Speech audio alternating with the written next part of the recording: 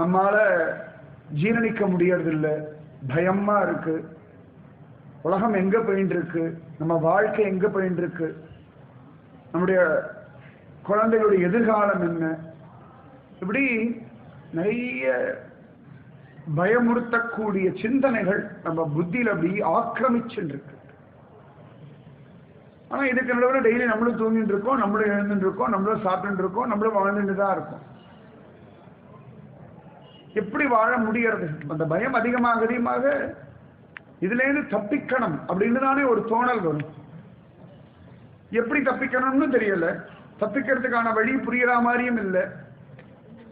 ஆனா எல்லாத்தையும் தாண்டி ஏதோ ஒரு நம்பிக்கை, எல்லாம் சரியா போகும், எல்லா நன்மைக்கு அப்படின்னு ஏதோ ஒரு ஓரத்துல சின்ன ஒரு மின்னல் கீத்து ஒளி மாதிரி ஒரு வெளிச்சம் அப்ப எட்டி பார்க்கறது. சூரிய பிரகாசம் மாதிரி இல்லை நம்பிக்கை. இந்த மழை காலத்துல ஒரு மின்னல் வெட்டுறது இல்லையா, டக்குன்னு கண்ணிமைக்கிற நேரத்துல மின்னல் போல தோன்றி மறைகிற மாதிரி இந்த நம்பிக்கை அப்பப்ப அப்படி துளிர் விடுறது. காத்தாலேந்து ராத்திரி கூட திடீர்னு இந்த நம்பிக்கை வராது, பர்மனண்டா இருக்குன்னு சொல்ல மாட்டேன். ஆனா ஒரு நம்பிக்கை, ஒரு நூலிழ ஓடிட்டு இருக்கு. அந்த நூலிழ பலம் தான் நம்மளை காப்பாத்திட்டு இருக்கு. அந்த நூலிழ பலம் எங்கேந்திரா வருது அப்படின்னா தெய்வம் தானா கொடுக்க, நம்ம கேட்டு கொடுக்கல, நம்ம அந்த நம்பிக்கை வேணும்னு முயற்சி பண்ணல, நம்ம அந்த நம்பிக்கைக்காக தவம் பண்ணல. ஆனா ஏதோ ஒரு நம்பிக்கை உள்ளேந்து நம்மள அப்படி தூண்டுறது. இல்ல வாழ முடியும், இல்ல இதை மாற்ற முடியும், இல்ல இது சரியாகும், இல்ல இது நிச்சயமா மாறும். ஒரு சின்ன நம்பிக்கை அப்படி நம்மள வாழ்க்கை முழுக்க ஓட்டிட்டு போகிறது.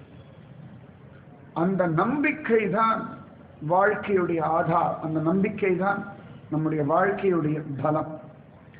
அந்த நம்பிக்கை தெய்வம் நமக்கு உள்ளேந்து கொடுக்க, நம்ம வெளியிலேருந்து பணம் காசு கொடுத்து வாங்கல, 10 பேரோட பழகிறதுனால வரல, பல புஸ்தகங்கள் படிக்கிறதுனால வரல, பலவிதமா நம்ம யோசிக்கிறதுனால வரல.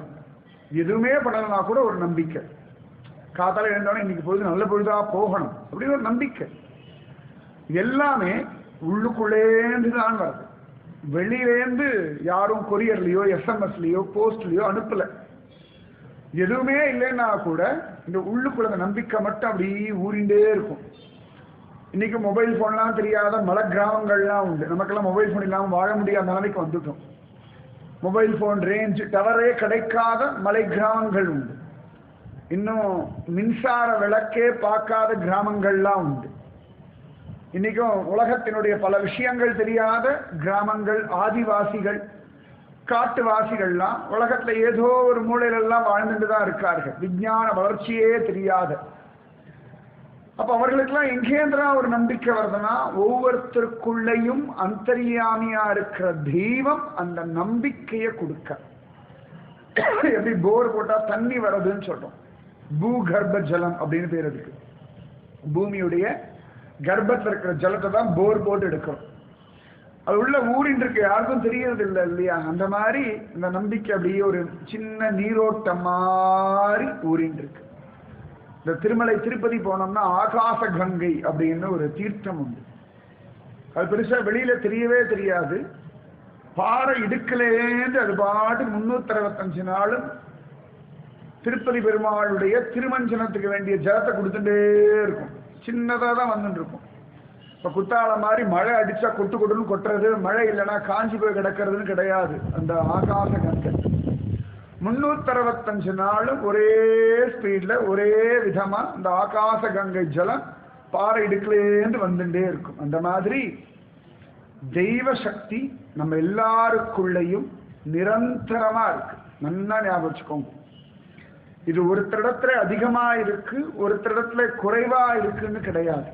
ஒருத்தர் அதிகமா உபயோகப்படுத்திக்கிறார், ஒருத்தர் கம்மியா உபயோகப்படுத்திக்கிறார், ஒருத்தர் அதை பத்தி தெரியாமலேயே இருக்கு. அவ்வளவுதான் வித்தியாசமே ஒழிய நிச்சயமா எல்லாருக்குள்ளேயும் பூரணமான தெய்வீக சக்தி சத்தியமா என்னைக்கும் உண்டு. இது எத்தனை வயசானாலும் உண்டு. நல்லா ஞாபகம் வச்சுக்கோங்க. இப்ப பரம நாஸ்திகன் இருக்கான்னா சொல்றோம். நம்ம கண்ணதாசனே எடுத்துப்போமே. பரமநாஸ்திகனா இருந்த ஒருத்தர் தான். ஆனா திடீர்னு அப்படியே ஆஸ்திகவாதியா மாறினார், பகவானை கொண்டாடினார். அப்படின்னா திடீர்னு ஒரு நாள் வந்துடுமா? உள்ளுக்குள்ள ஊரின் இருக்கு, ஒரு நாள் அவரால் உணர முடிஞ்சது. இந்த உணர்தல் அதுதான் முக்கியமான விஷயம். அதனால இது இந்த வயசுல அதிகமா இருக்கும், இந்த வயசுல குறைவா இருக்கும். ரொம்ப வயசாக வயசாக வறண்டு போயிடும். இப்போ வயசாக வயசாக உடம்புல பலம் வறண்டு போகிறது இல்லையா?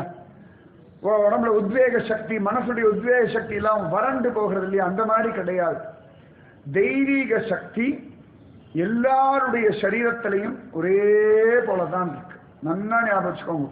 அவர்கள் ஒருவேளை அங்கஹீனமுடையவர்களா இருக்கலாம், வறுமையில் இருக்கலாம், இல்லாட்டி வியாதியஸ்தர்களா இருக்கலாம். இது எல்லாமே சரீரம் சம்பந்தப்பட்ட ஒரு விஷயம். ஆத்மாவுக்கு உள்ளுக்குள்ள உறைஞ்சிருக்கிற இந்த பரமாத்மா அருட்பெரும் ஜோதி தனிப்பெரும் கருணைன்ற இல்லையா? அருட்பெரும் ஜோதி தனிப்பெரும் கருணை உள்ளுக்குள்ள அப்படியே ஊறிண்டே இருக்கு. இது வெளியிலேருந்து வாங்கிக்க வேண்டிய அவசியமே இல்லை. உள்ளுக்குள்ள அப்படியே ஊறின் இருக்கு. எடுத்து எடுத்து எடுத்து எடுத்து அனுபவிக்கணும்.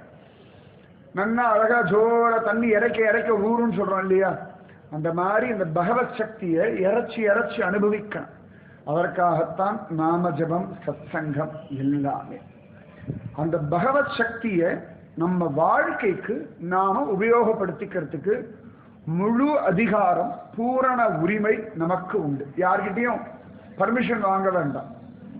இப்ப அடுத்த வீட்டில் போய் ஒரு பூ பறிக்கணும், பர்மிஷன் வாங்குறது இல்லை, அது வச்சுக்கோங்க. அடுத்த வீட்டில் பூ பறிக்கிறது, அவங்க வீட்டுக்கு செடி இந்த பக்கம் வெளில தானே இருக்கு அப்படின்னு பறிச்சு விடுறோம். சரியா பர்மிஷன் வாங்கணும், சில முறைகள்லாம் உண்டு.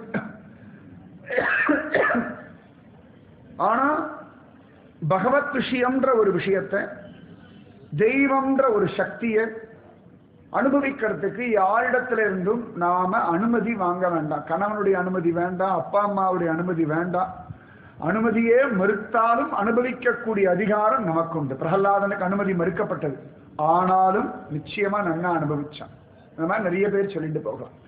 அதனால தெய்வீகம் பகவத் விஷயம் அப்படின்றது நம்ம அம்மாவோட கர்ப்பத்துல ஜனிக்கிறோம் பாருங்க, அதுக்கு முன்னாடியிலேருந்தே இருக்கு. சிலர்தான் சொல்லுவோம் பிறந்ததுலேருந்து அப்படின்னு. தொட்டில் பழக்கம், தொட்டில் பழக்கம் இல்லை, தெய்வத்தோட சம்பந்தம் இருக்கு பாருங்க. ஆதி காலத்திலேருந்து நம்ம இது வரைக்கும் எத்தனை ஜென்மா எடுத்தோம்னு நம்ம கணக்கு தெரியாது, எத்தனை விதமான பிறவிகள் அடைஞ்சோன்னு தெரியாது, ஒவ்வொரு சரீரத்திலையும் எத்தனை வருஷம் இருந்தோம்னு தெரியாது, ஒவ்வொரு சரீரத்திலையும் எத்தனை பிறவிகள்னு தெரியாது. இரும்பா ஒரு லட்சக்கணக்கான பிறவி இருந்திருக்கலாம், மானா ஒரு 1000 பிறவி, நாயா 1 கோடி பிறவி, இப்படி ஒவ்வொன்றுத்தையும் நிறைய பிறவிகள் உண்டு. புனரப்பி ஜனனம் புனரப்பி மரணம்னு கர்மவினைக்கு தகுந்த மாதிரி இது ஏறி இறங்கிட்டு இருக்கும். எல்லாருக்கும் ஒரே மாதிரி இருக்காது. சரீரத்தினுடைய வயசுல பார்த்தோம்னா ஒவ்வொருத்தருக்கும் வித்தியாசம் இருக்கு. வயசானவர்கள், சின்ன குழந்தை, பிறந்த குழந்தை, இள வயசுக்காரர்கள். ஆத்மாவுடைய வயசு எடுத்தோம்னா எல்லாருக்கும் ஒரே வயசு தான். இந்த சரீரத்தோடைய வயசு மட்டும் தான் மாறதே ஒழிய, ஆத்மாவோட வயசு எடுத்தோம்னா இங்க இருக்கிற அத்தனை பேருக்கும் ஒரே வயசு தான். அதிகமும் கிடையாது, குறவும் கிடையாது, எல்லாருக்கும் ஒரே போல. உள்ளுக்குள்ள இருக்க தெய்வ சக்தி எடுத்துட்டாலும் எல்லாருக்கும் ஒரே மாதிரி தான். உபயோகப்படுத்திக்கிறதுல ஏற்றத்தாழ்வு உண்டு. இத்தனை சரீரங்கள் நம்ம சுத்தி வந்திருக்கோம். எல்லா சரீரத்திலும் நம்ம இருந்தாலும் இந்த தெய்வீக சக்தி மட்டும் மாறவே இல்லை. நல்லா ஞாபகம் வச்சுக்கோங்க. இவ்வளவு சரீரங்கள் தாண்டி வந்தாச்சு. இப்ப இந்த சரீரத்துல வந்துட்டு ஒவ்வொருத்தரும் இப்ப ஒவ்வொரு சரீரத்துல உட்கார்ந்து இருக்கும். இப்ப நீங்க என்னோட சரீரத்தை பார்க்கறேன், நான் உங்களோட சரீரத்தை பார்க்கிறேன். எல்லாரும் இந்த சரீரத்துக்குள்ள வந்த பிறகு கூட இவ்வளவு கோடி வருஷமா நீங்காத செல்வம் நிறைந்த ஆண்டாள் சொல்றா பாருங்க. இது ஒரு நீங்காத செல்வம், ஒரு நாளும் நம்மளை விட்டு போகிறது இல்லை. யாரும் கொள்ளையடிச்சுட்டு போக முடியாது, நம்ம தானமும் கொடுக்க முடியாது, யாரும் நமக்கு தெரியாம அபகரிச்சுட்டு போக முடியாது. இது பர்மனன்ட், நிரந்தரம். அப்ப அந்த தெய்வீக சக்தின்றது நம்மளோட இன்னைக்கும் இருக்கு. அதனால முதல்ல நிம்மதியா சமாதானமா இருக்கும். அதுக்குதான் அவ்வளவு சொல்றேன். என்ன ஆக போறதோ, ஏதாக போறதோ, இப்படி ஆயிடுமோ அப்படி ஆயிடுமோ கவலையே வேண்டாம். சொத்து வரட்டும் போகட்டும், மனிதர்கள் கொண்டாடட்டும் கேவலப்படுத்தட்டும், வியாதி உண்டாகட்டும் மறையட்டும், ஆரோக்கியம் வரட்டும், நினைச்சது நடக்கட்டும் நடக்காம போகட்டும், பிடிச்சவங்க கண்டுக்காம போகட்டும், பிடிக்காதவங்க நம்மளை கேவலமா பேசட்டும், இது எல்லாம் வெளியில என்ன வேணா நடந்துட்டு போட்டோம். இப்போ சினிமா தியேட்டர் போகிறோம், போய் உட்காந்து சினிமா பார்க்குறோம் அப்படின்னா சுற்றி எவ்வளவு நடந்தாலும் நம்முடைய கவனம் இந்த சினிமா மேலே இருக்கு. பைசா கொடுத்து வந்திருக்கோம், நம்ம சீட்டு, நம்ம படம் பார்க்கணும் அப்படின்னு அதுல ஒரு தீவிரம் இருக்கு இல்லையா? மற்ற எந்த விஷயமும் வெள்ள மழை பெய்யறதா இதை பத்தி நம்ம பெருசா அபிப்பிராயப்பட்டுக்கிறதே கிடையாது. அதே மாதிரி தெய்வத்தினிடத்துல மனசை கொடுத்துருங்க. மற்ற எது எப்படி வேணா அப்படியா அவ்வளவுதான், அது அப்படியா சரி இப்படிதான் அப்படின்னு மனசுல பட்டுக்க வேண்டாம். இவ்வளவுதான் சத்சங்கத்துடைய முக்கிய தாற்பயம். எல்லா பிரிவாலும் விதவிதமான பாஷைகளை சொல்ற ஒன்னே ஒண்ணுதான், மனசு பட்டுக்கணும் அப்படின்னா தெய்வத்தோட பட்டுக்கணும். இல்லாட்டி யாரெல்லாம் பரப்பட அந்த ஆச்சாரம் மடி அப்படின்னு சொல்லுவா. நீங்க குளிச்சுட்ட மடி மேலப்படக்கூடாது அப்படின்வா. மேலப்படாத நீ குளிக்கல, நீ பழைய ட்ரெஸ் உடுத்தின்னு இருக்க அப்படின்னு. உலகத்தோட விஷயங்கள்ல மடியா இருக்கும், கிருஷ்ணனிடத்துல கெட்டியா இறுக்கி உடும்பு பிடியா இருக்கும். இவ்வளவுதான் பகவான் இடத்துல உடும்பு பிடி. மற்ற விஷயங்களை ரொம்ப பெருசா எடுத்துக்க வேண்டாம். ரொம்ப உங்க மனசை பாதிக்கிற அளவுக்கு அந்த விஷயத்துக்கு முக்கியத்துவம் தர வேண்டாம். இவ்வளவுதான் விஷயம். நம்ம அது ஒரு விஷயத்துக்கு முக்கியத்துவம் கொடுக்கறதுனால தானே பாதிக்கிறது. ஒரு டிவி சீரியல் ரொம்ப பிடிச்சு போயிடுது, அப்படி ஒரு ஈடுபாடுல வந்துருது வச்சுக்கோங்களேன். பாழா போன கரண்ட் அப்ப போகட்டுமே, அப்ப அதனால பாழா போன கரண்ட்னு அப்ப அவ்வளவு கோபம் வருது. யாரோ ஒருத்தர் எடுத்திருக்கான், சரி ஏதோ டைம் பாஸ், எல்லாரும் சொல்ல டைம் பாஸுக்காக தானே பாக்குறேன், இது ஒரு சீரியல் தானே பாக்குறேன், இந்த ஒரு படம் தானே பாக்குறேன். இதுல பெரிய தியாகம் மாதிரி உலகத்துல யாருமே பண்ணாத எவ்வளவு பேர் என்னமோலாம் பண்றாங்க. பார்க்காதவா இருக்காள், அவளை பத்தி ஏன் பேச மாட்டேங்கிறேன்? டிவியே பார்க்காம சீரியலே பார்க்காம குடும்ப விஷயத்தையே கவனிச்சுட்டு இருக்கவாள் அவளெல்லாம் உதாரணம் சொல்லவே மாட்டோம். பக்கத்து வீட்டில் 10 மணி நேரம் டிவி ஓடுறேன், அப்படியா பார்க்குறேன். ஒரு கணக்கு வச்சிருக்கோம், மோசமானவாளோட நம்ம கம்பேர் பண்ணி நான் வசத்தின்னு சொல்றதுக்கு. எந்த ஒரு விஷயத்திலையும் ஒரு அபிமானத்துக்கு ஒரு எல்லைக்கு மேல அபிமானம் வைக்கும் பொழுது அது நமக்கு சம்பந்தமே இல்லாத விஷயமா இருந்தா கூட அது நம்ம மனசை, குடும்பத்தை, வாழ்க்கைய, புத்திய, சரீரத்தை பாதிக்கிறது. நல்லா ஞாபகம் வச்சுக்கோங்க. கரண்ட் போயிடுது, ஆனா உடனே எலக்ட்ரிசிட்டி போர்டு மேல கோபம் வருது. பாழா பண்ணுவோம், கரண்ட் கட் பண்ணிட்டான், அவன் யாருன்னே கூட தெரியாது. சம்பந்தம் இல்லாத மேல சாபம் வேறு, மேல ஒரு துக்கம் வேறு, அதுல வீட்டுல சண்டை வேறு. ஒரு சின்ன விஷயம் தான் பாருங்க.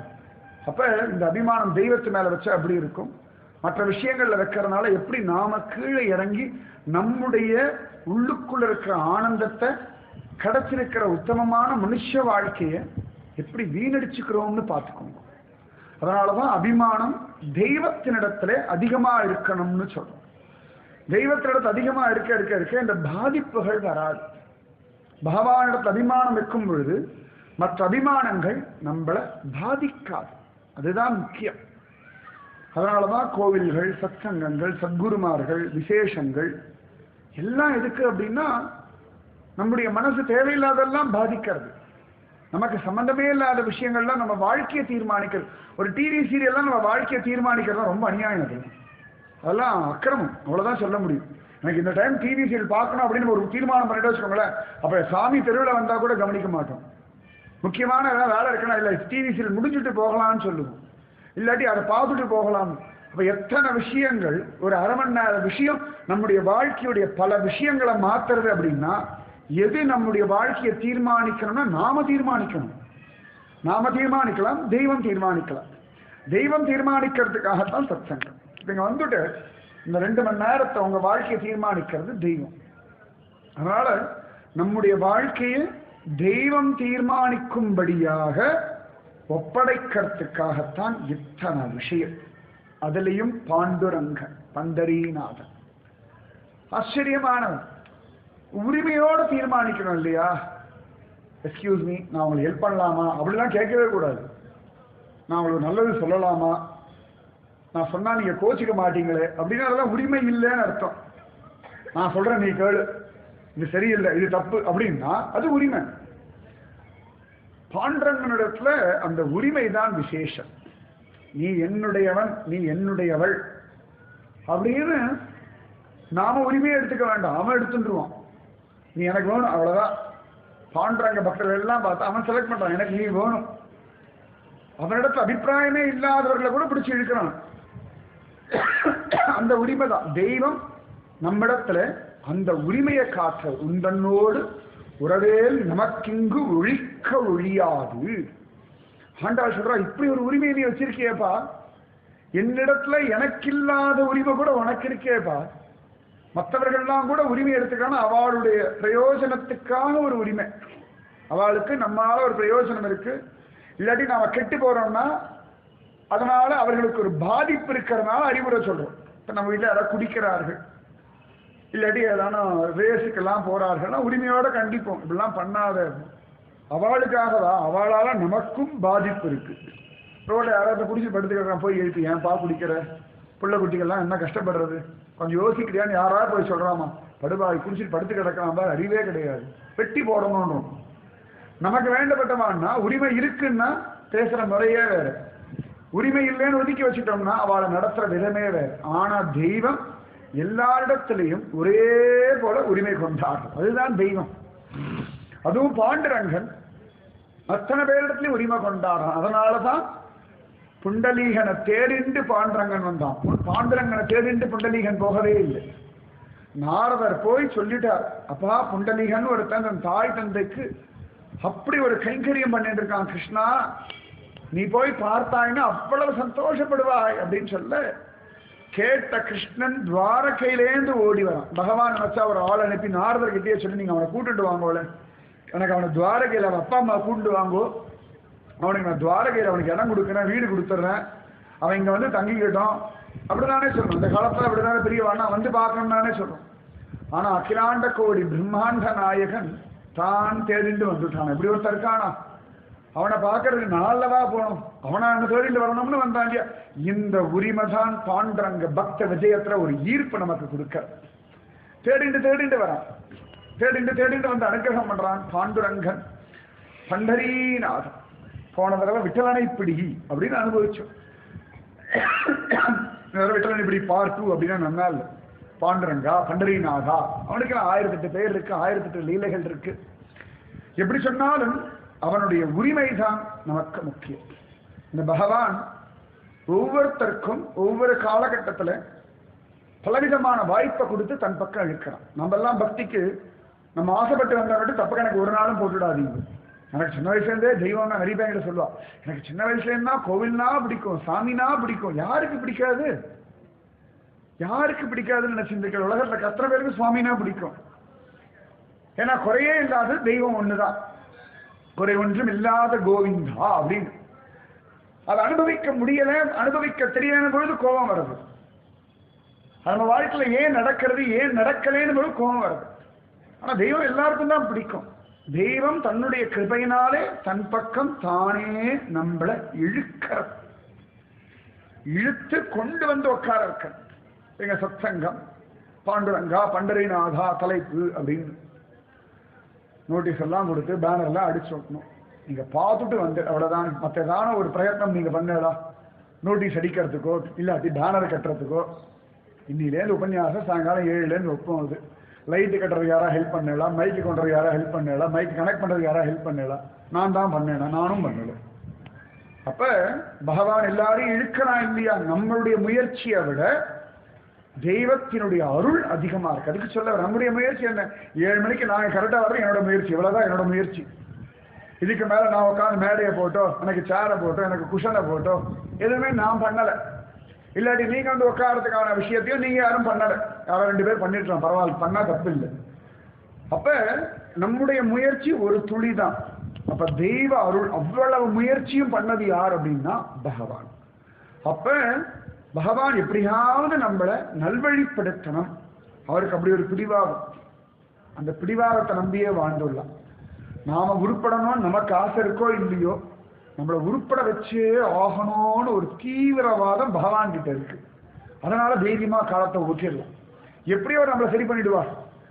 நம்ம வீணா போனா கூட எடுத்து சரி பண்ணக்கூடிய ஒரு சக்தி தெய்வம். அதான் வீணா போனா அர்த்தம் இல்லை சொல்றேன். அதாவது அந்த அளவுக்கு உரிமை பகவான் வச்சிருக்கான். அப்ப அவனை அனுபவிக்க ஒவ்வொரு காலகட்டத்தில் எத்தனை சம்பவங்கள் தெரியுமா பகவான் நம்ம வாழ்க்கையில பண்றான். நிறைய சம்பவங்களுக்கு ஒரே அர்த்தம் தான். என்னடான்னா தெய்வத்தின் பக்கம் நாம திரும்பணும், பகவானை நாம அனுபவிக்கணும். இது ஒண்ணுதான் நமக்கு வர நஷ்டமா இருக்கட்டும், வியாதியா இருக்கட்டும், அவமானமா இருக்கட்டும், பிரச்சனையா இருக்கட்டும், கவலையா இருக்கட்டும், எதுவா இருக்கட்டும், எல்லாத்துக்கும் ஒரே லட்சியம். பகவான் இருக்கான், பிடிச்சுக்கோ. பகவான் இருக்கா நம்பு, பகவான் இருக்கா காப்பாற்றுவான், கவலைப்படாதே, நிம்மதியா இரு. நம்பினார் கெடுவதில்லை, நான்கு மறை தீர்ப்பு. இது ஒன்னே ஒண்ணுதான் நம்ம வாழ்க்கையுடைய நடக்கக்கூடிய எல்லா சம்பவங்களுக்கும் ஒரே அர்த்தம். அத்தனை இது நல்லதோ கெட்டதோ சரியோ தப்போ மானமோ அவமானமோ பாபமோ புண்ணியமோ லாபமோ நஷ்டமோ ஒன்னே ஒண்ணுதான் அர்த்தம். தெய்வம் இருக்கு இருக்கு இருக்கு, இருந்துட்டேதான் இருக்கு. பாண்டுரங்கன் அப்படி ஒரு கலியுக வரதன் தேடி வந்து அனுகிரகம் பண்றான். ஒவ்வொரு விதத்திலையும் ஒவ்வொருத்தரையும் யாரை எந்த விதத்துக்கு அனுகிரகம் பண்ணி எப்படி தன் பக்தர்களா பரிபக்குவப்படுத்தி அவர்களுக்கு என்ன லீலைகள் பண்ணுவான் அப்படின்றது அவனுக்கு மட்டுமே தெரிஞ்ச ரகசியம். மற்றவெல்லாம் கற்பனை கூட பண்ணி பார்க்க முடியாது பாண்டுரங்க பக்த விஜயத்தை. அந்த பாண்டுரங்கன் பண்டரிநாதன் பேரை சொன்னாலே சந்தோஷம்தான். பஜே பாண்டுரங்கா பஜே பாண்டுரங்கா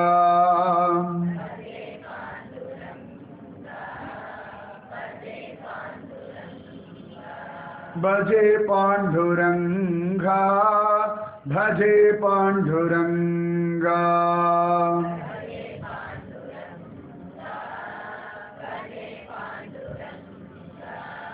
चंद्रभागा तीरे भजे पांडुरंगा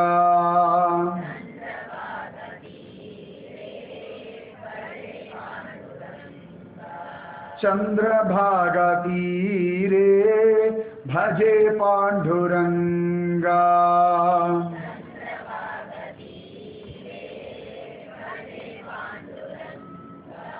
भजे पांडुरंगा भजे पांडुरंगा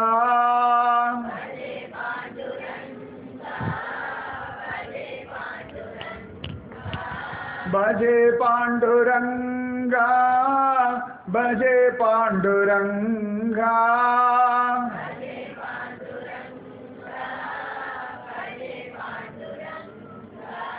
भजे पांडुरंगा भजे पांडुरंगा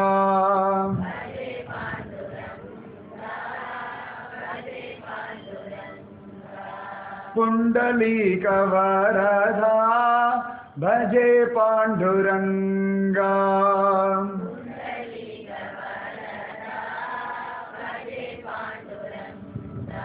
पुंडलीक वरदा भजे पांडुरंगा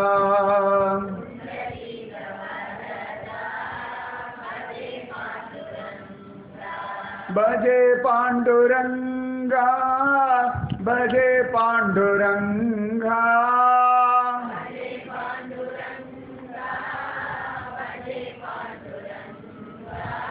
भजे पांडुरंगा भजे पांडुरंगा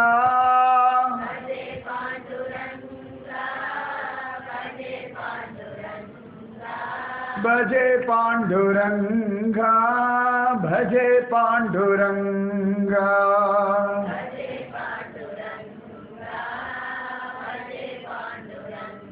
पुंडलीक वरदा हरि विठला. பண்டரிபுரம் அழகான ஒரு சின்ன கிராமம். நிறைய பாகவதோத்தமர்களுடைய பாததூளியினாலே நிரம்பியிருக்கக்கூடிய ஒரு இடம் பண்டரிபுரம். ஆச்சரியமானவன் பாண்டுரங்கன். பண்டரிபுரத்துக்கு அக்கம் பக்கத்தில் இருக்கிற கிராமங்கள் தொலைவில் இருக்கிறவாளுக்கெல்லாம் கூட பாண்டுரங்கன் கண்கண்ட தெய்வம். இன்னைக்கும் கர்நாடகா ஜனங்கள் மகாராஷ்டிர ஜனங்கள் இவாளுக்கெல்லாம் பாண்டுரங்கன் அப்படின்னா நம்ம விட்டலன், நம்முடைய சுவாமி, நம்முடைய தெய்வம் அப்படின்னு ஒரு உரிமை உண்டு. பண்டரிபுரத்திலேருந்து கொஞ்சம் தள்ளி ஒரு சின்ன கிராமம் சிஞ்சிலிபுரம் அப்படின்னு பேர். ஒரு சின்ன குக்கிராமம். ஜனங்கள் யதார்த்தமா வாழ்ந்துருக்கார்கள். அந்த கிராமத்துல அழகான ஒரு தம்பதிகள். பெரிய பக்தி ஆச்சாரம் அனுஷ்டானம் எல்லாம் தெரியாது, ஆனா தெய்வ நம்பிக்கை உண்டு. தெய்வ நம்பிக்கை தான் பக்தியுடைய அஸ்திவாரம். நமக்கு பூஜை முறைகள் தெரிஞ்சா சந்தோஷம், விதவிதமா அனுபவிக்கலாம். நிறைய பஜனைகள் தெரிஞ்சா பாறை அனுபவிக்கலாம். அது எல்லாத்துக்கும் ஆதாரம் பக்தி. அது இருந்தாதான் இது எல்லாமே பரிமளிக்கும். ந தானம் ந தபோ ந யுஜ்யா ந சோச்சம் ந விரதானிச்ச பிரியதே அமலையா பக்தியா அரிஹி அந்யத் விடம்பனம் அப்படின்னு பிரகலாதன் சொல்றான். தானம் தவம் யஜ்யம் விரதம் ஆச்சாரம் இது எல்லாமே பக்தி இருந்தாதான் பரிமளிக்கும். பக்தி இல்லை அப்படின்னா அதுக்கு ஒரு விலை கிடையாது. எந்த ஒரு நல்ல காரியமா இருந்தாலும் அதுக்கு பக்தி இருந்தாதான் அதுக்கு ஒரு அடிப்படை ஆதாரம்.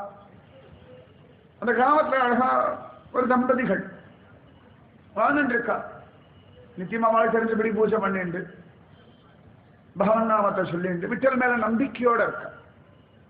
எப்பயார் முடிஞ்சா பண்டரிபுரம் போவார்கள், போய் தரிசனம் பண்ணிட்டு வருவார்கள்.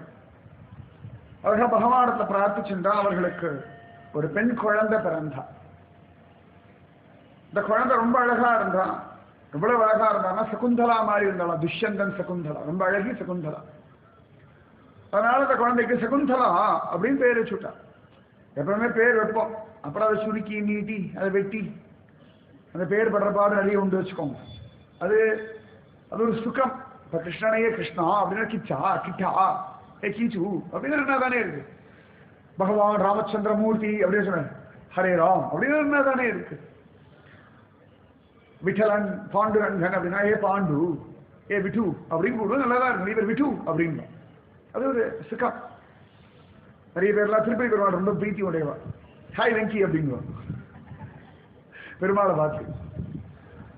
ஸ்ரீரங்கத்தெல்லாம் ரங்கநாதன் ராஜாதிராஜன் சொல்ல மாட்டான், ஹாய் ரங்கா அப்படின்னு. ஹாய் ரங்கா கோவில் வாசல் கோவிலே ரங்கா ரங்கா ரங்கா தான் எழுதியிருப்பான். ஸ்ரீ ரங்கநாதான எழுதி வைக்க வேண்டாமா? இல்லையே. திருவனந்தபுரம் நிறைய குழந்தைகள்லாம் உண்டு. அதெல்லாம் பத்மநாபா அப்படின்னு வராது, அனந்த பத்மநாபாவே வராது, வைக்கப்பட்டாலே பத்மநாபா. சில குழந்தைகள்லாம் பத்ரு அப்படின்னு. எனக்கு தெரிஞ்ச ஒரு குழந்தை வைக்கணும், அந்த பத்ம சப்தம் பிடிக்கல, நாபா நாபா நாபான்னு கூப்பிட ஆரம்பிச்சுட்டு இப்பதான் மாறி இருக்கிறதுக்கு. அதனால பத்மநாபா. சில குழந்தைகளா பப்பா அப்படின்பான். பத்மநாபா சுருக்கி பப்பா செல்லமா. அது ஒரு சுகம். அந்த மாதிரி இந்த குழந்தை பேரு சகுந்தலா. சக்குன்னு ஆக்கிட்டா. அடி சக்கு இங்க வா அப்படின்வா. ஒவ்வொருத்தருடைய அது ஒரு சுகம். சமயத்தை பார்த்தோம்னா அந்த பேர்ல தான் நினைச்சு போயிடுறது. கிருஷ்ண சைதன்ய மகாபிரபுக்கு அம்மா வச்ச பேர் நிமாயின்னு பேர், செல்ல பெயர். நிமாயினா வேப்ப மரம். அதுதான் பர்மனண்டா செட்டில் ஆயிடுது. நிமாயி பண்டிதர்னே பேரு. நவதீபத்துல போனா நிமாயி பண்டிதர் தான் பேரு. சைத்தன்ய மகாபிரபுன்னு அவ பக்தர்கள் தான் கூப்பிடுவான். மற்ற எல்லாருக்கும் நிமாயி நிமாயி நிமாயி அப்படிதான் கூப்பிட்டு பழக்கமே. அந்த மாதிரி ஆச்சரியம். இந்த குழந்தைய எல்லாரும் சக்கு சக்கு சக்குன்னு கூப்பிட்டு இருக்கா. அப்படி வளர்ந்துட்டு இருக்கு. ஒரு குழந்தை எப்படி வளரணும்? விளையாடு, அழுக, பிடிவாதம் எல்லாம் சேர்ந்து ஒரு சாதாரண மனுஷ குழந்தை எப்படி வளர்ச்சி அடையுமோ நாளொரு மீனி பொழுதொரு வண்ணமா வளர்ச்சி அடைஞ்சுட்டு இருக்கா. ஒரு நாள் திருவிழா விளையாடின்னு இருக்கா. பகவத் அனுகிரகம் எந்த விதத்துல எந்த ரூபத்துல எப்படி வரும்னு நமக்கு தெரியாது. நல்லா ஞாபகம் வச்சுக்கோங்க. இவருடைய வயசு ஒத்த குழந்தைகள்லாம் திருவிழா விளையாடின்னு இருக்கா. ஆண்டாள் சொல்றா இல்லையா? ஆண்டாள் பாசுரத்தை சொல்ற. ஸ்ரீவில்லிபுத்தூர்ல திருவிழா விளையாடினதெல்லாம் சொல்றா. அழகா கண்ணை மூடிண்டு கூடிடு கூடல் எல்லாம் விளையாடி இருக்கா ஆண்டாள். சிறு வீடு கட்டி விளையாடி மீன் அப்படின்னு ஆண்டாளே ஸ்ரீவில்லிபுத்தூர்ல விளையாடி இருக்கா. அந்த மாதிரி இந்த சக்குபாய், சக்குபாய் அவ பேர். அங்கெல்லாம் கமலாபாய் அப்படிலாம் சொல்லுவாங்க. சக்குபாய். இந்த குட்டி சக்கு அழகா விளையாடின்னு இருக்கு. வீதியில ஜோரா சிறு வீடு கட்டி மணல் வீடு கட்டி எல்லாம் ஆடி பாடி சிரிச்சுண்டு விளையாடின்னு இருக்கு. கிராமம். பெரிய வாகனங்கள்லாம் போக இந்த காலம் மாதிரி ஸ்பீடா போற வாகனங்கள்லாம் கிடையாது. அழகா திருவிழா வீதியில விளையாடுறது அதெல்லாம் ஒரு சுகம் தானே. குழந்தைகளுக்கு இந்த மாதிரி விளையாடுற குழந்தைகளுக்கு எல்லாம் மூளை வளர்ச்சி அதிகமா இருக்கு. நிறைய ரிசர்ச் பண்ணி இன்னைக்கு சொல்றா. அவளே சொல்லிட்டு அவளே கம்ப்யூட்டரையும் கண்டுபிடிக்கிறா, அவளே டேப்லெட்டும் கண்டுபிடிக்கிறா. அதுதான் அதிசயமா இருக்கு. நல்லா மூளை வளர்ச்சி, உடம்புல பலம், புத்தி சாதுரியம், வாக்கு சாதுரியம் இதெல்லாம் மனிதர்களோட கூடி பழகி விளையாடி தோத்து ஜெயிக்கும் போதுதான் நிறைய விஷயங்கள் கற்றுக்கிறோம். அந்த குழந்தை அழகா விளையாடின்னு இருக்கா. அழகா மணல் வீடு கட்டி ஜோரா அப்படி விளையாடின்னு இருக்கா. அப்ப திடீர்னு ஒரு கால் வந்து இவளுடைய மணல் வீட்டை மிதிச்சு விடுத்து. இந்த குழந்தை அழகா அப்பதான் கட்டி வச்சிருக்கா. மணல் வீடை மிதிச்சு விடுத்து ஒரு கால். கோபமா அப்படி தலையை தூக்கி பார்க்கறா. ஒரு வயசான தாத்தா கையில ஒரு சம்பூரா ஏகதாரான் அதை அப்படியே வச்சுண்டு பாண்டுரங்கா பண்டரிநாதா பண்டரிநாதா பாண்டுரங்கா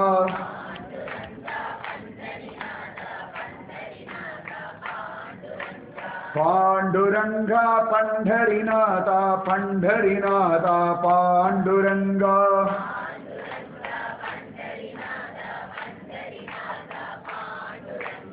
दीनदयाळा पांडुरंगा भक्तवत्सला पंढरीनाथा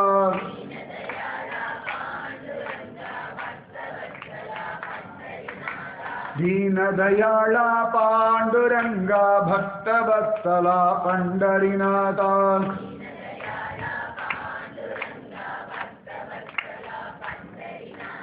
पांडुरंगा पंढरीनाथा पंढरीनाथा पांडुरंगा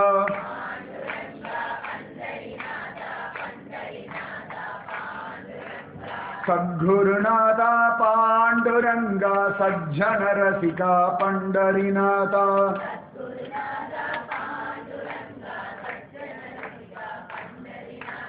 सद्गुरुनाथा पांडुरंगा सज्जन रसिका पंढरीनाथा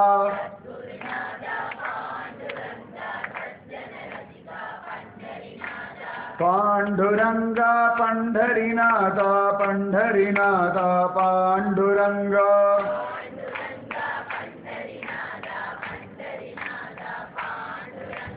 पांडुरंगा पंढरीनाथा पंढरीनाथा पांडुरंगा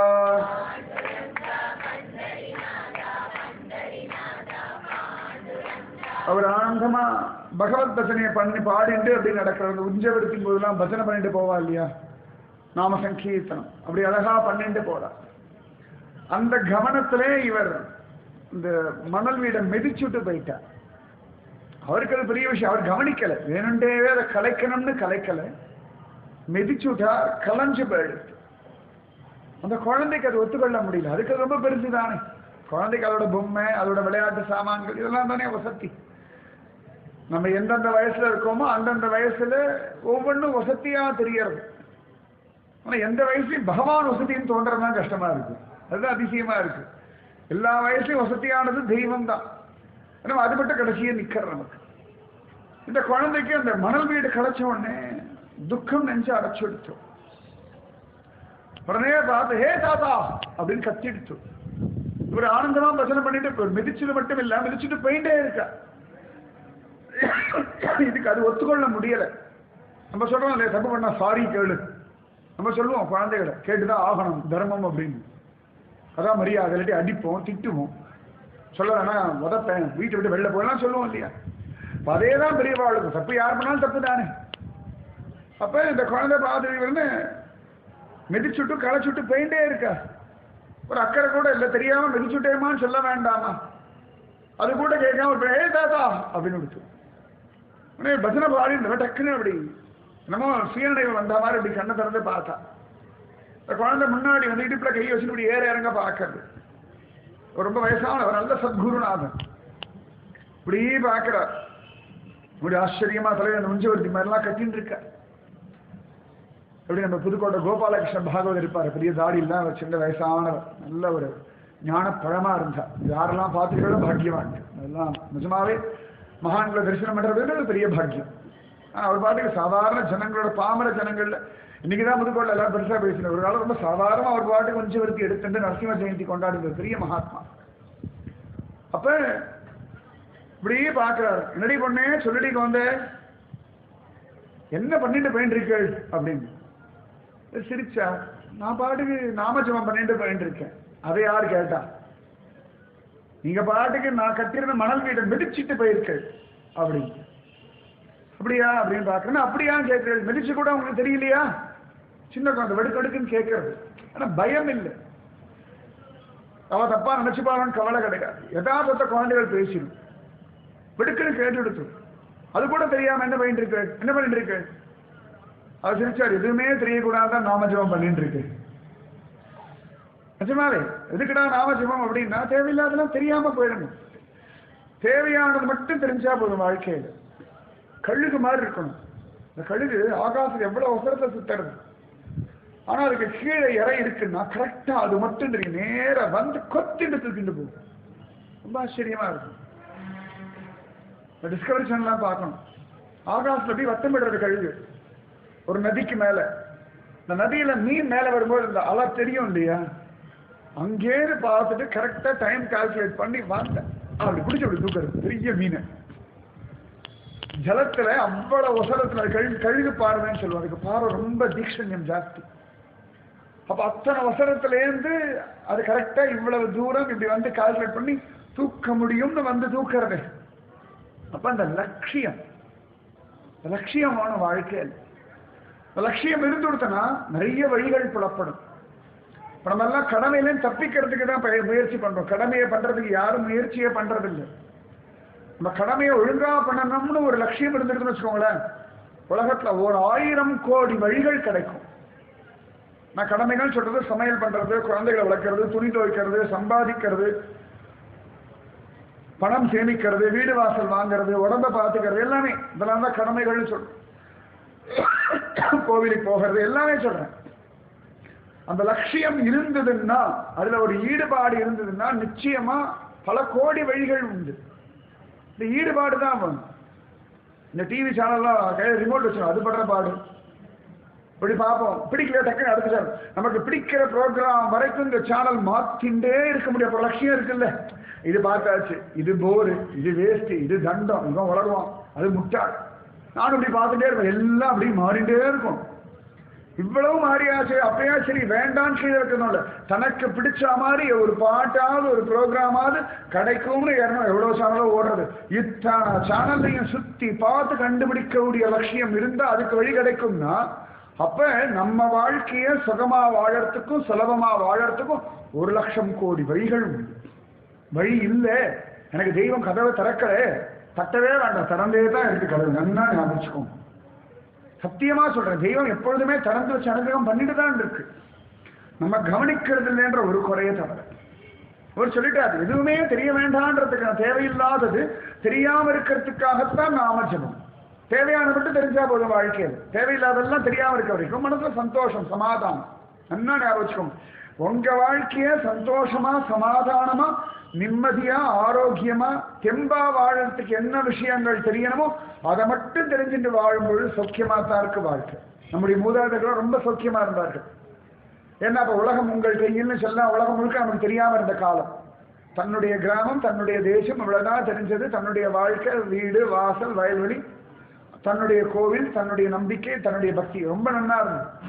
நீங்க உலகத்தில் எங்க நடந்தாலும் உடனே தெரியறது நமக்கு பெரிய ஒரு துரதிருஷ்டம் மாதிரி ஆயிடுச்சு.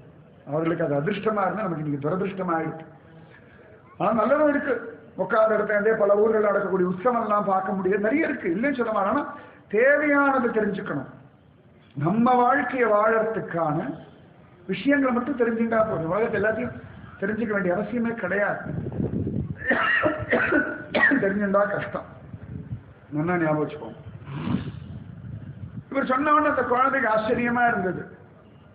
இதுவே தெரியவானான்னு நாம ஜபம் பண்றா. ஆமா, அது கூட தெரியாதா? மணல் வீடு மிதிச்சது உடனே தெரியாம பண்ணிட்டேன் குழந்தை, மன்னிச்சுடு அப்படின்னு கை கூப்பி.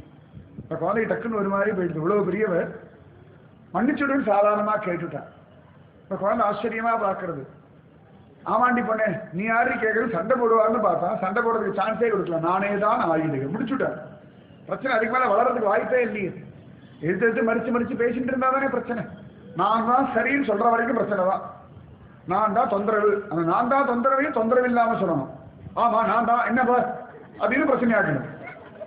நிறைய வீட்டுல நான் நடக்கிறது, நிறைய வீடுகள் நடக்கிற பிரச்சனையே இதுதான் காரணம். சரி இப்ப நான் தான் என்ன பண்ணணும் அப்படின்னு வாய மூடி சும்மா இருந்தாலே பரவாயில்ல.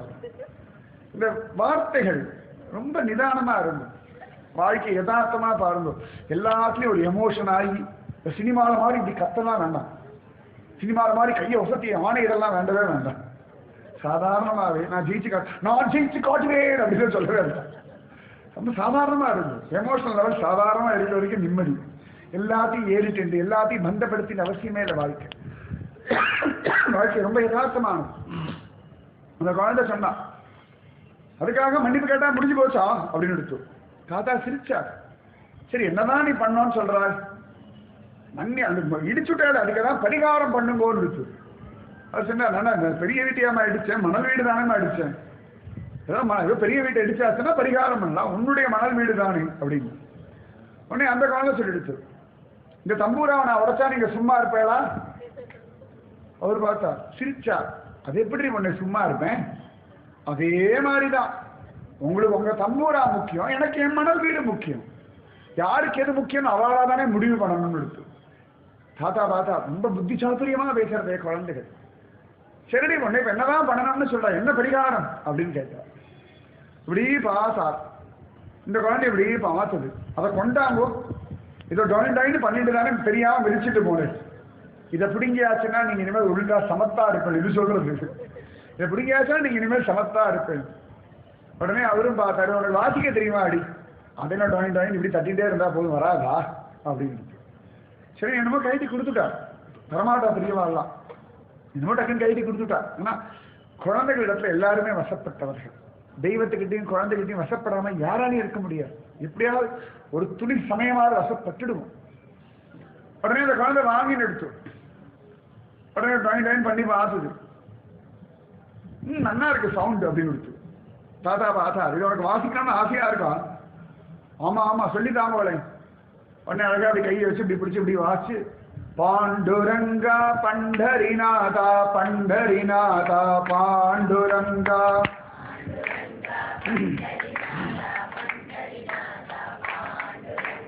பாண்டுரங்கா பண்டரிநாதா பண்டரிநாதா பாண்டுரங்கா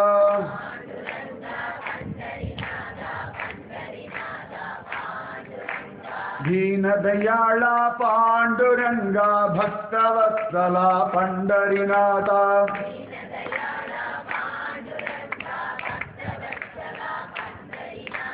दीनदयाळा पांडुरंगा भक्तवत्सला पंढरीनाथा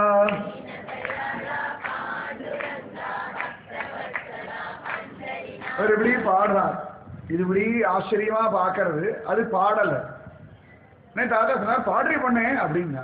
இப்படி பார்த்தது, இப்படி தலையை குனிஞ்சது, இப்படி கடிச்சது, நாக்க கடிச்சது. பாண்டரங்கா பண்றீநாதா அப்படின்னு எடுத்து தாத்தா சிரிச்சார். ஏன்டி பாடலையான்னா, அது நீங்க நன்னா பாடுற, எனக்கு அப்படிலாம் வராது. அப்புறம் வாங்கி வச்சு என்னடி பண்ண போறாய்? இல்லை எனக்கு என்னமோ அதை வாங்கி சும்மா அப்படி வாட்சி பார்க்கணும்னு ஆசையா இருந்து அதனால கேட்டேன், நீங்களே வச்சுக்கோங்க அப்படின்னு எடுத்து. உடனே தாத்தா வாங்கிட்டா. சரி என்ன பரிகாரம் பண்ணணும் சொல்ல. உடனே அது கேட்டது, என்னது இது பஜனை, என்னமோ பாண்டரங்கா பண்றீனாதான் சொல்ல, யார் அது? உடனே அவர் சொன்னார், பகவான் டி பொண்ணே, பன்றியபுரத்தில் இருக்கிற தெய்வம், கலியுக வரதன், கண்கண்ட தெய்வம், தொட்டு பார்க்கக்கூடிய ஒரு தெய்வம், கேட்டதெல்லாம் தரக்கூடிய தெய்வம், ஓடி வந்து உரிமையோடு அனுக்கிரகம் பண்ணக்கூடிய தெய்வம், வீடு தேடி வரும் தெய்வம். இப்படி எல்லாம் சொன்னோம்னா அதுக்கு ஆச்சரியமா போயிடுச்சு. நீங்க பார்த்திருக்கேடா? அவர் சொன்னார், அவன் எப்பெல்லாம் கூப்பிடுறானோ போய் பார்த்துட்டு இருக்கேன். நீங்க தொட்டிருக்கேடா? தொட்டிருக்கேன்னு. அப்படியா? நானும் தொட முடியுமா? நான் குஞ்சு பாப்பாவாச்சே, எனக்கு ஒன்றும் தெரியாது, யார் வேணா தொடலாண்டி பண்ணேன். அப்படியா? நான் அவனை தொட்டு பார்க்கறதுக்கு நீங்க மாதிரி உங்களை மாதிரி அனுமதிக்கிறதுக்கு என்ன பண்ணணும் அப்படின்னு எடுத்து. உடனே அந்த பெரியவர் தலைமையில கையை வச்சுட்டு சொன்னார், நான் சொல்றேன் அதையே நீ ஜெபிச்சுட்டு வரியா அப்படிங்க. ஓ சொல்றேனே. மற்ற குழந்தைகள்லாம் பயந்து போயிடுது. அவர் புள்ள பூச்சி பிடிக்கிற ஆள், புள்ள பிடிக்கிற ஆள் போல இருக்குவர் அப்படின்னு பயந்து போயிடுது. வாடி சக்குபாய் வாடி ஆத்துக்கு போலாம். தாத்தா பதில பயமா இருக்கு. அந்த குழந்தை சிரிச்சு, சக்குபாய் அடி எதுக்கடி பயப்பட, தாத்தா சமத்து தாத்தாவா இருக்க, அவர் அப்படிலாம் எடுத்துட்டு போக முடியாது நம்மள, நான் தான் அவரை பிடிச்சு வச்சிருக்கேன் என் மணல் வீட்டை கலைச்சதுக்காக அப்படின்னு. இப்படி எல்லாம் பேசிட்டு ஒரு தலைவை கை வச்சா. அது காதல சொன்னார், விட்டல் விட்டல் விட்டல் விட்டல் இதையே சொல்லிட்டு இருந்தா ஒரு நாள் உன்னை தேடி அவன் வருவான், அவன் இருக்கிற இடம் தேடி நீ போவார். எப்பெல்லாம் சொல்லணும், எப்படி எல்லாம் சொல்லணும்? அவர் சொன்னார், எப்ப வேணா சொல்லு, விளையாடும் போது சொல்லு, பல் தேய்க்கும் போது சொல்லு, குளிக்கும் போது சொல்லு, துணி தேய்க்கும் போது சொல்லு, என்ன வேலை பண்ணிட்டு இருந்தாலும் சொல்லு. அப்படியா? எனக்கும் அவனை பிடிக்குமா, அவனுக்கு என்ன பிடிக்குமா? இப்ப சொல்லிட்டே வாயேன், தானா தெரியும். அவன் எங்க இருக்கான், எங்கும் விளன் கண்ணன், எல்லா இடத்துலயும் இருக்காண்டி பொண்ணு, தூண்லயும் இருக்கான், துரும்புல இருக்கான். அந்த பிரகலாதன் சொன்னானே அந்த மாதிரியா அப்படின்னு கேட்டிருக்கு கதையெல்லாம். ஆமாண்டி பொண்ணு எங்க வேணா இருக்கான், நான் பார்க்கலாமா, நான் பார்க்க முடியுமா, எனக்கு அவன் கிடைப்பானா, எனக்கு கண்ணுக்கு தெரியுமானா, என்ன சொக்குபாயின்னு நீங்க கூப்பிடுற மாதிரி கூப்பிடுவானா, இப்படி இத்தனை கேள்வி கேட்கறது. இந்த பெரியவர் சிரிச்சுட்டே சொன்னார், நிச்சயமா நீ கேட்கற அத்தனையே நடக்கும். நீ நன்னா விட்டலன்னு சொல்லிட்டு ரெண்டாவது கல்யாணம் பண்ணேன், ஒரு நாள் இல்ல ஒரு நாள் நீ அவனை கட்டி கூட போடலாண்டின்னு. சத்தியம், கட்டி போட முடியும். பக்திக்கு மிஞ்சி உலகத்துல எதுவுமே கிடையாது. கட்டி கூட போட முடியும் பொண்ண. இது மனசுல நன்னா உட்கார்ந்து இருக்கு. இந்த பையலை கட்டி போடணும்னு மனசுல ஒரு ஆசை வந்துருச்சு. கேட்டுடுது. யசோதை கட்டி போட்டாளே, கண்ணினும் சிறுத்தாம்பினால் கட்டுண்ண பண்ணிய பெருமாயன். யசோதை கட்டி போட்டாளே, அந்த மாதிரி ஆனா அவர் சிரிச்சா. யசோதை உரலோட கட்டி போட்டா, நீ நினைச்சா தூணோட கூட கட்டி போடலாண்டி பொண்ணேன்னு விளையாட்டா சொல்ற. அந்த குழந்தைக்கு மனசுல எல்லாம் நன்னா உட்கார்ந்து. சரி தாத்தா நீங்க கிளம்புங்க, நான் திருப்பி எப்போ உங்களை பார்க்கறது அப்படின்னு கேட்டது. நீ ஜபிச்சுட்டே வா, இன்னைக்காவது திருப்பி விட்டல் உன்னை என்னையும் சேர்த்து வைப்பான். நீ எப்படி விட்டல் பக்தி ஆவாய், நானும் விட்டல் நாமும் ஜபம் பண்றேன், 2 பேரும் ஒரு நாள் பகவான் கூட்டி வைப்பான். இப்ப நம்மள கூட்டி வச்சிருக்காரு பகவான் தானே. இல்லாட்டி பரிச்சயம் என்ன, நமக்கு என்ன பெருசா தெரியும். பாண்டரங்க சங்கல்பம் எல்லாரும் கூடி இருந்து குளிர்றோம். ஆசீர்வாதம் பண்ணிட்டா, கிளம்பி போயிட்டா.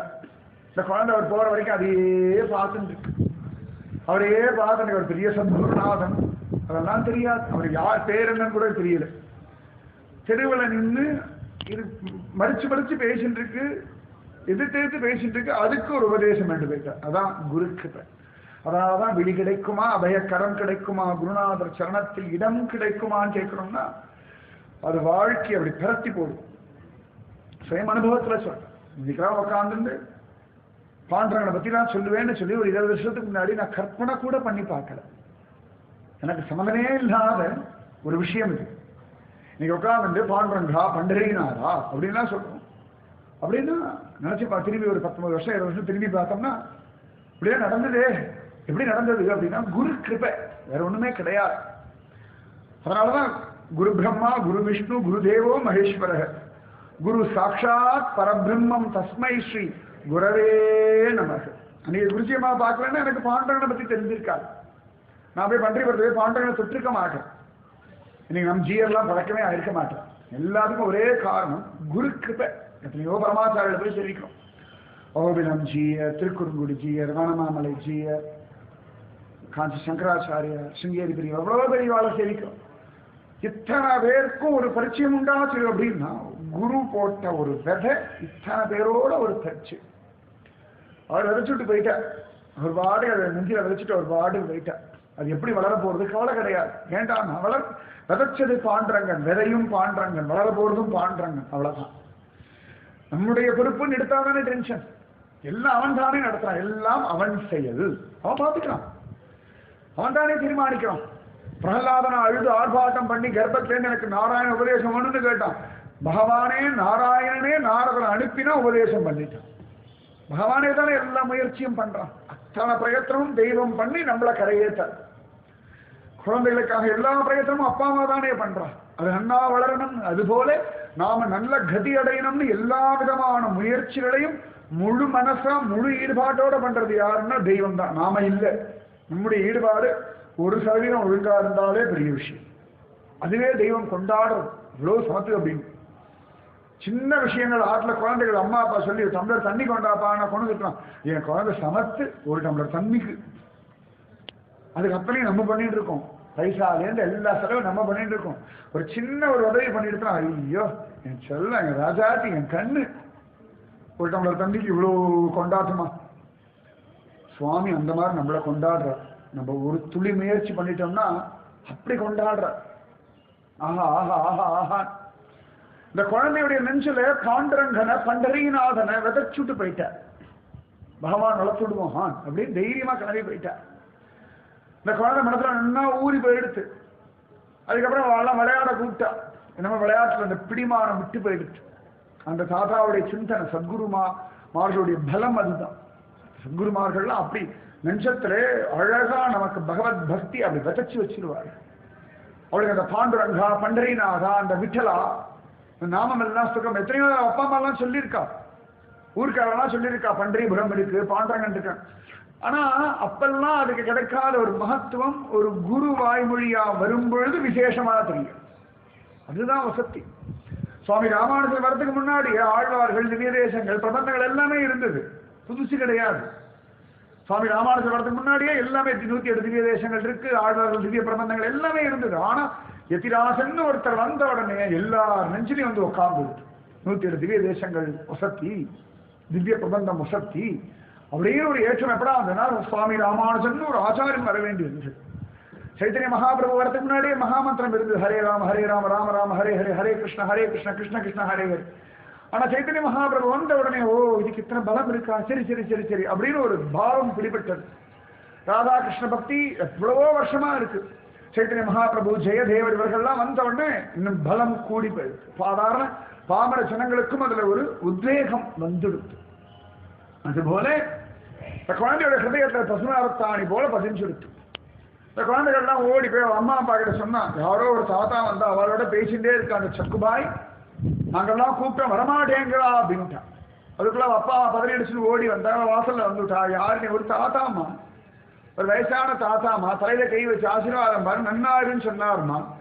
இப்படி எல்லாம் சொல்லிடுத்து. செரடி பொண்ணே அந்த மாதிரி முன்ன பின்ன தெரியாதவர்கள்லாம் பேசப்படாது. நீ பெரிய பொண்ணாயாச்சு, எத்தனை 3-4 வயசு 5 வயசு தான் குழந்தைக்கு, அதுக்கே பெரிய பொண்ணாயாச்சு தெரிஞ்சுதான் அப்படின்னு. பெண் குழந்தைகள் ஆரம்பத்திலிருந்தே இந்த ஒரு ஜாக்கிரதை, இது அடக்கிறதுன்னு இல்லை, ஒரு ஜாக்கிரதை. ஏன்னா இளகின மனசு, சுலபமா அடுத்தவர்கள் ஏமாற்றும்படியான ஒரு ஹிருதயம் அவர்களுக்கு. அதனால எப்பொழுதுமே முன்ன பின்ன தெரியாதவர்களிடத்துல ஜாக்கிரதையா இருக்க வேண்டியது தர்மம். ஏன்னா அபிமானம் ரொம்ப சாதாரணமா வச்சுடுவான். ஏன்னா எல்லா இடத்துலையும் அபிமானத்திலேயே பழகிறா இல்லையா, அம்மா அப்பா அண்ணன் தம்பி கணவன் குழந்தை, எல்லா இடத்துலையும் அபிமானம்ன்றது விரோதம் பாராட்டுறதுன்றது ரொம்ப துர்லபமா தான் வரும். அதனால ரொம்ப ஜாக்கிரதை பண்ணி வச்சிருந்தான் அந்த காலத்துல பெரியவாள்லாம். இந்த குழந்தை இப்படி வளர்ந்துட்டு வரா, கூடவே இந்த விட்டலன் பக்தி ரகசியமா வளர்ந்துட்டே வர. உட்காந்தாலும் விழுந்தாலும் நின்னாலும் விட்டல் நாமத்தை சொல்லிட்டு இருக்கா. மனசுக்குள்ள ஆசை விட்டலனை போய் பார்க்கணும், பாண்டவன் திருவடியை போய் பிடிச்சிடும். பாண்டவங்க எனக்கு வழிகாட்டே விட்டலா, நான் அழிச்சுட்டு போட அவன் கோவிலுக்கு, எனக்கு நானும் உன்னை பார்க்கணும். அப்படியே ஒவ்வொரு நாளும் நினைச்சுக்கிறேன். நிறைய பேர் பசங்க பன்றிபுரம் போறவாள்லாம் பார்க்கறா, சேவிக்கிறா.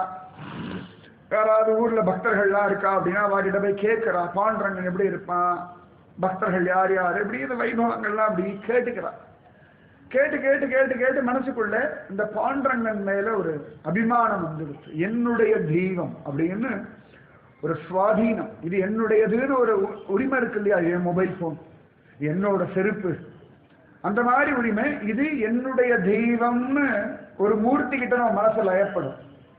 எல்லா மூர்த்தியும் கொண்டாடுவோம், எல்லா மூர்த்தி மேல அபிமானம் இருக்கும், மரியாதை இருக்கும். ஆனா ஏதோ ஒரு மூர்த்தியின் இடத்துல இவர் என்னுடைய சுவாமின்னு ஒரு தீர்மானம் வரும். எல்லா இடத்துலையும் அது வராது.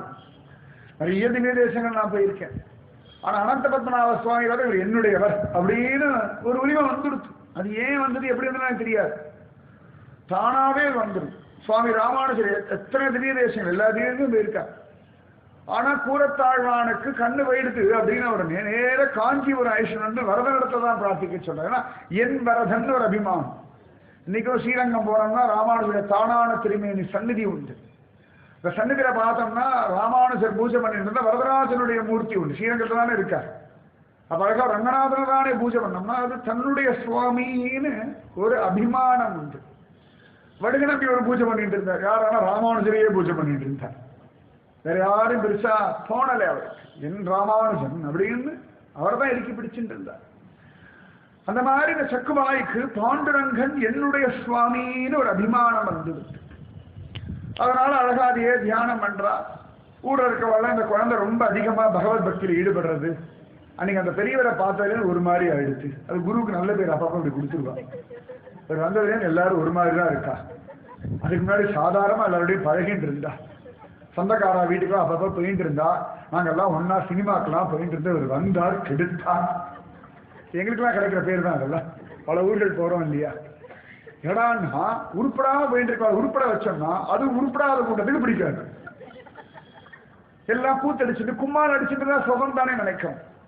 யதார்த்தமா வாழறதுன்னு ஒரு முறை உண்டு இல்லையா, அப்படிதான் வாழணும்னு ஒரு முறை இருக்கு. பசங்களுக்கே பள்ளிக்கூடம் போகிறதா வேப்பங்காய கசக்க வேண்டணும், நிற்காத உட்காரு, ஹோம்ஒர்க் பண்ணியா, அக்கம் பக்கம் பார்க்காத, பேசாத, சிரிக்காத, தூங்காத, அப்படியே பத்திட்டு வருது நமக்கு. அதே ஞாயிற்றுக்கிழமை அதாடா சுகமா இருக்கு, டீச்சர் தொந்தரவு இல்லை, ஹோம்ஒர்க் இல்லை, என்னமோ நிறைய நினைக்கிறோம் இல்லையா. கட்டுப்பாடு தான் மனுஷனுக்கு பிடிக்க மாட்டேங்கிறது. ஆனா கட்டுப்பாடு தான் ரொம்ப அவசியம். அதுதான் தேவை, அதுதான் ஆகிறது இல்லை. அதான் பெரிய கஷ்டமே. எதெல்லாம் நமக்கு தேவையோ அதெல்லாம் ஆகிறதே இல்லை. எதெல்லாம் வேண்டாமோ அது மேல அபரிமிதமான ஒரு காதல், நமக்கு காதல்னு தான் சொல்லணும். எல்லாத்தையும் ஒரு காதல் வந்து ஆச்சரியம். எல்லாரும் ஒரு மாதிரி பேச ஆரம்பிச்சுட்டு அப்பா அம்மா கவலை வந்துடுது. இந்த பொண்ணுக்கு நல்லபடியா கல்யாணம் பண்ணணுமேனு எவ்வளவு பெரிய கவலை பாருங்க. அந்த காலத்துல பால்ய விவாகம், இன்னைக்கு ராஜஸ்தான் பக்கம்லாம் பால்ய விவாகம் நிறைய பண்ணிடுவாங்க. ஒரு வீட்டுல பார்த்தா தொந்தரவு இல்லைன்ற நான் இதுங்களை வளர்த்து இது 1008 SMS அனுப்பி நம்ம படுத்துற பாடு. இந்த காலத்தையா நலம் நலமறியாவன் அனுப்பிச்சுட்டு இருந்தது. இந்த காலத்து கதையே வேற. எல்லாம் போர்வையை போத்தி இப்படி உட்காந்து என்ன பண்றதுல பகவானுக்கு தான் விழிச்சு. ரொம்ப கஷ்டமா இருக்கு, பயமா இருக்கு. என்ன ஏது ஒன்றும் புரியறது இல்லை. மொபைலுக்காக வீடுலாம் 2 பேர் பெரிய தகராறே நடக்கிறது வீட்டுல. மொபைல் போனுக்காக குடும்பம் எல்லாம் பெரிய காலமா இருக்கு. இந்த காலத்தை நான் பார்த்துட்டு இருக்கேன். பல இடங்கள்ல பெரிய பிரச்சனைகள் வந்துட்டு இருக்கு. இதோட பால்ய பண்ணி வச்சிட்டோம்னா சரி நமக்கு வாட்சது இவ்வளவுதான் அப்படின்னு அதோட மனசு கட்டுப்பட்டுடும் பாருங்க. நம்ம ரேஞ்சுக்கு இவ்வளவே ஜாஸ்தின்னு தோணி போயிடும்.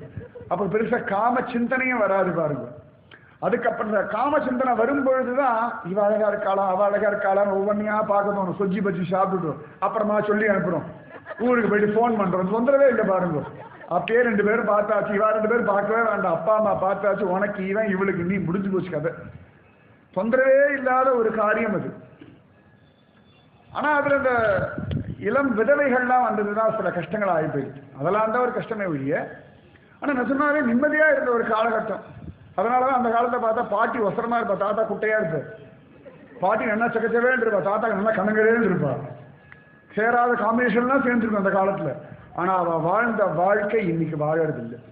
இன்னைக்கு 1008 பார்க்கறதுகள், பேசுறதுன்றது, அதை பண்றது, டிசைட் பண்றதையோ 10 மாசம் 1 வருஷம் கல்யாணம் பண்ணியே குழந்தை கொடுத்துடலாம் போல இருக்கு. என்னமோலாம் ஆயிட்டு இருக்கு. நிறைய விஷயங்கள் நம்ம பெரியவா ரொம்ப அழகா பண்ணி வச்சிருந்தா கெடுத்துட்டோன்றதுக்கு தனியும் சொல்லவன். அவ்வளவு அழகான ஒரு வாழ்க்கை முறை. நம்ம பெரியவாலாம் புத்திசாலித்தனமான பெரியவார்கள், இன்னும் அவசியம் புத்தி இல்லாதவர்கள் கிடையாது. அப்பா அம்மா கவலை வந்துடுத்து, இதுக்கு என்ன கல்யாணம் பண்ணி வைக்கிறது, எப்படி பண்ணி வைக்கிறதுன்னு கவலை வந்துடுத்து. ஊரில் இருக்கவாள்லாம் அவளை கல்யாணம் பண்ணிக்க யோசிக்கிறேன். ஏன்னா ரொம்ப நல்லவளா இருக்கா, தான் உண்டு தான் வேலை உண்டு வீட்டு காரியம் உண்டுன்னு இருக்கா. கிருஷ்ணாராமா கோவிந்தான்றது உலகத்துக்கு ஆகாது. 4 பேரோட பழக வேண்டாமா, 10 பேரோட பேச வேண்டாமா, சொந்தக்கார வீட்டுக்கு போக வேண்டாமா, எதுவுமே தப்புன்னு சொல்லலை, இதெல்லாம் பண்ணணும். ஆனா இது மட்டுமே வாழ்க்கை இல்லை. அவளை எல்லாம் பண்ணிட்டு இருக்கா. மற்றவாளை மாதிரி அவளுக்கு நடிக்க தெரியல பாவம். உலகத்துல நடிக்கணும் இல்லையா. சொந்தக்கார வந்து வாங்க வாங்க வாங்க உங்களை தான் நினைச்சுட்டே இருந்தேன்னு சொல்லணும். உள்ளுக்குள்ள அப்படியே வந்து தொலைச்சிட்டு பாருன்னு நினைச்சாலும் வெளில ஆஹா நினைச்சேன் 100 ஆயுசு. அது என்ன நினைச்சாலும் அவளுக்கு தான் வெளிச்சு வச்சுக்கோங்க. நாராயங்கிட்ட சொல்லுவாங்க, நினைச்சேன் குறிச்சி 100 ஆயுசு. என்ன நினைச்சோம் அதை சொல்லு முதல்ல. நீ நினைச்சது அடுத்த கதை. என்ன நினைச்சேன்னு முதல்ல சொல்ல முடியாது பாருங்க. ஏதோ சில சமயங்களை விட்டு உண்மை வெளில வரும். உலகத்துல நடிக்க தெரியணும். நடிக்கிறதுன்னு ஒரு வார்த்தை, கொச்சையான வார்த்தை நடிக்கிறதுன்னு நான் சொல்றது. பழக மெத்தட்னு சொல்றோம் இல்லையா, இவளுக்கு தெரியல. அது யதார்த்தமா இருக்கா. ரொம்ப பயப்படுறா. இப்ப இப்படி பெண்ணு பரிசு ஆயாச்சு, ருது ஆயிட்டா, கல்யாணம் அமைய மாட்டேங்கிற அப்பா அம்மா ரொம்ப வருத்தப்படுறா. அப்ப வெளியூர்ல இருந்து இந்த கிராமத்துக்கு வந்த ஒரு பையன் இவளை பார்த்தா ரொம்ப பிடிச்சு போயிடுது. அவனா வந்தான், பொண்ணை பிடிச்சிருக்குன்னா சம்பந்தம் எல்லாம் பேசினா, அப்பா அம்மா கிட்ட அவனே பேசினா, சம்பந்தம் எல்லாம் வாங்கியாச்சு, கல்யாணம் ஆயாச்சு. கடகடகட நடந்துருத்து, டக்குன்னு நடந்துடும். பகவத் பக்தி பண்ற வாழ்ற விஷயங்கள்லாம் திடீர்னு நடக்கும். அது எப்படி நடக்கும் ஏது நடக்கும்னா நம்ம பிளான் பண்ணவே முடியாது. சாதாரண மனுஷால போல வாழ்க்கை நடக்காது. அவளுடைய எந்த விஷயத்துக்கு சாதாரண ஜனங்கள் ரொம்ப பிரயத்தனப்படுறாளோ அந்த விஷயங்கள் பக்தர்களுக்கு ரொம்ப சல்லிசா முடிஞ்சிடும். இதுக்கு ஒரு தனியா முயற்சி பண்ணி அதற்கான ஒரு ஈடுபாட்டோட பண்ண வேண்டிய அவசியம் இல்லாதபடி. ஏன்னா யோகக்ஷேமம் வகாமிய பகவான் அந்த உத்தரவாதம் கொடுக்கிறான் இல்லையா. அனன்யா சிந்தையந்தோமாம் ஏஜனா பரியுபாசத்தை தேஷாம் நித்யாபியுக்தானாம் யோகக்ஷேமம் வகாமியகம். உன்னுடைய யோகத்தையும் க்ஷேமத்தையும் நான் பார்த்துக்கிறேன்னு உத்தரவாதம் கொடுக்கிறான். எழுதியே வச்சுக்கோங்க. ஆத்திர என்னுடைய யோகத்தையும் க்ஷேமத்தையும் கண்ணன் நிர்வாகம் செய்கிறான்னு எழுதி வச்சுக்கோங்க.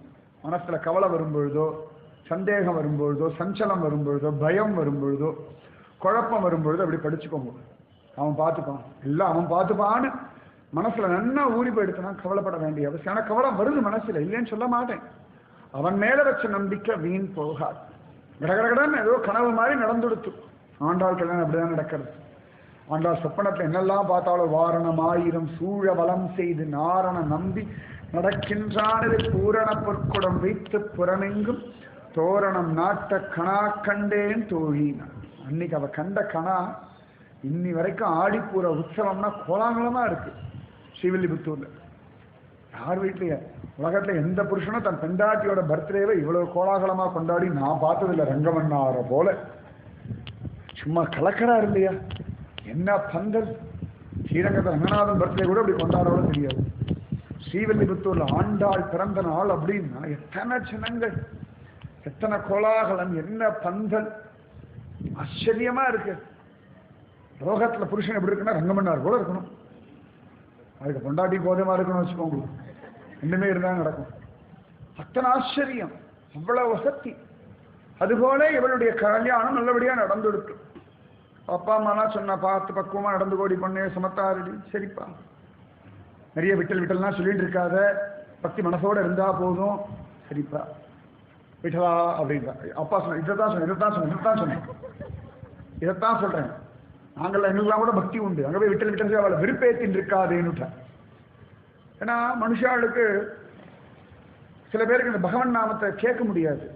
அவளுடைய பாவத்தினால தெய்வங்களுடைய நாமத்தை கேட்க முடியாது, சகஸ்ரநாமத்தெல்லாம் கேட்க முடியாது. இப்படி இரிட்டேட் பண்ணும். ஏண்டா அப்படின்னா அந்த பாவத்தினுடைய பலம் அது. அதுக்கப்புறம் தானே சொல்ல வரதுக்கு. வால்மீகிக்கு சொல்ல வரலன்னு ராமான்னு கேட்டார், ஆனால் சொல்ல வரல.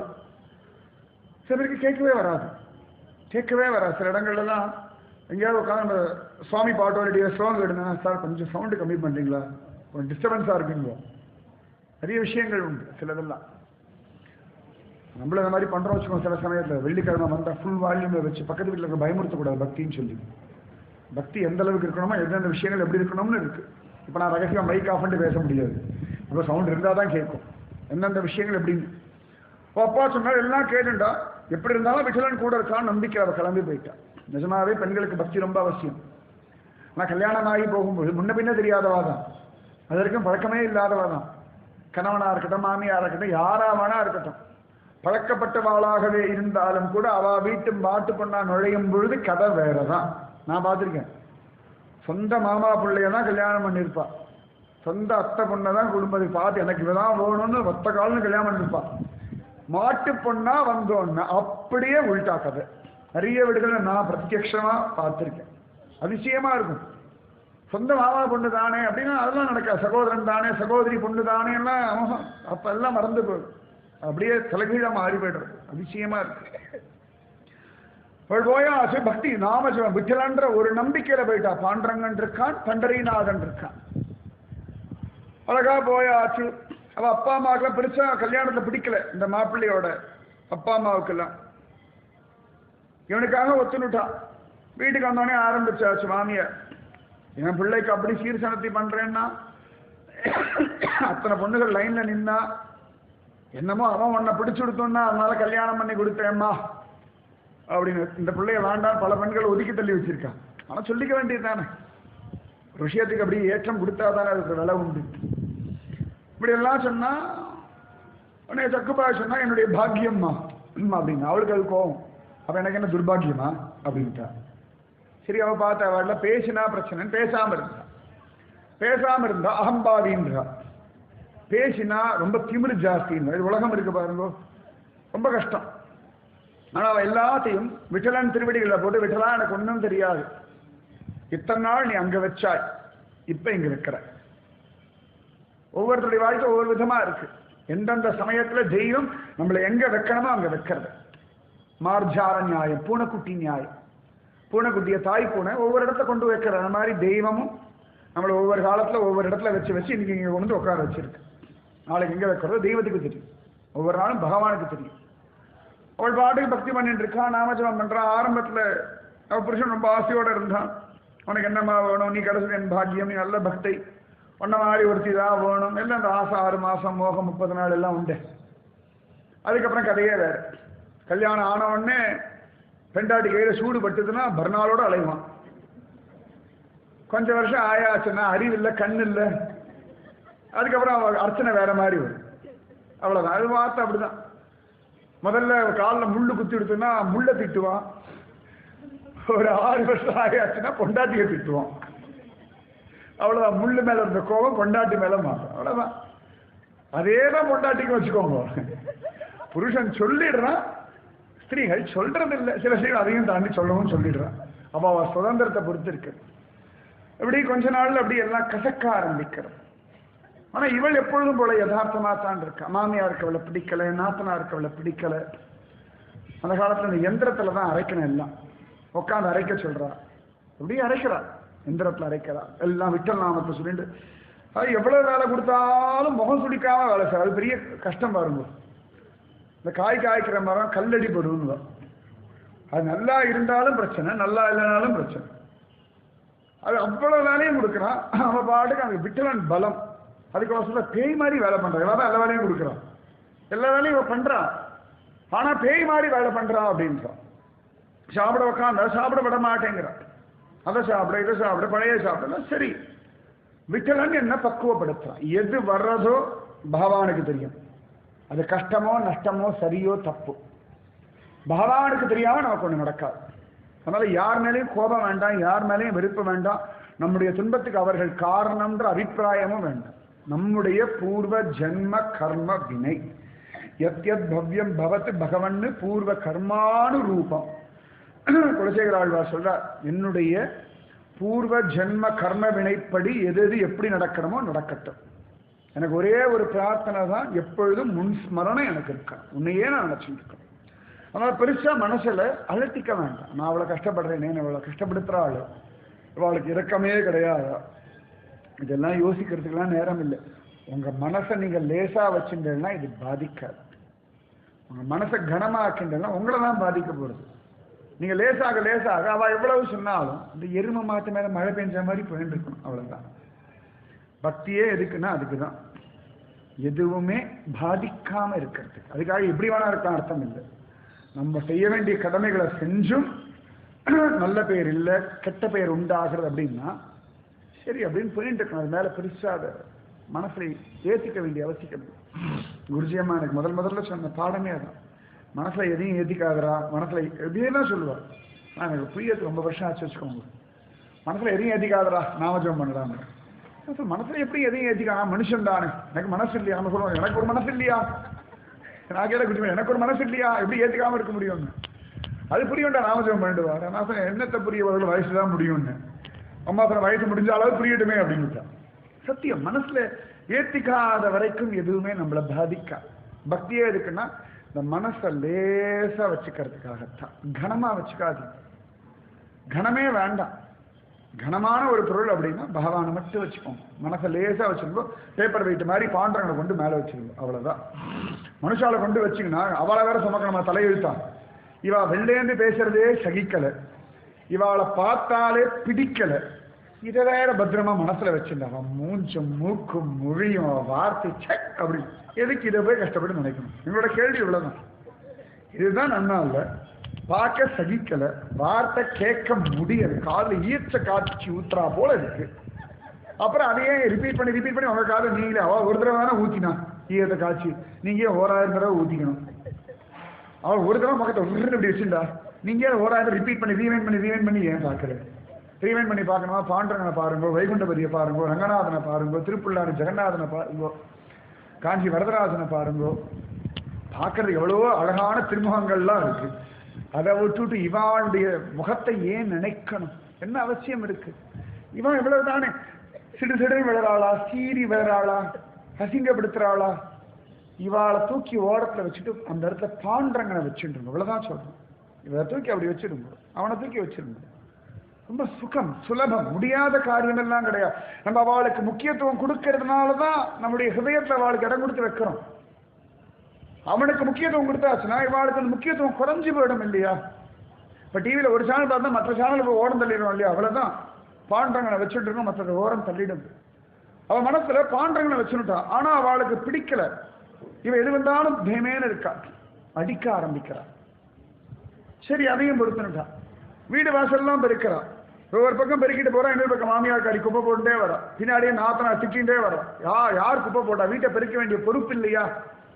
முன்னெல்லாம் வீட்டில் என்னதான் சொல்லி வளர்த்தாலும் உடனே அப்பா அம்மா பெண்களை சீக்கிரத்துல கோபம் அடைய செய்யணும் ஒரே வழி, அவ பிறந்தாத பத்தி பேசினா போதும்.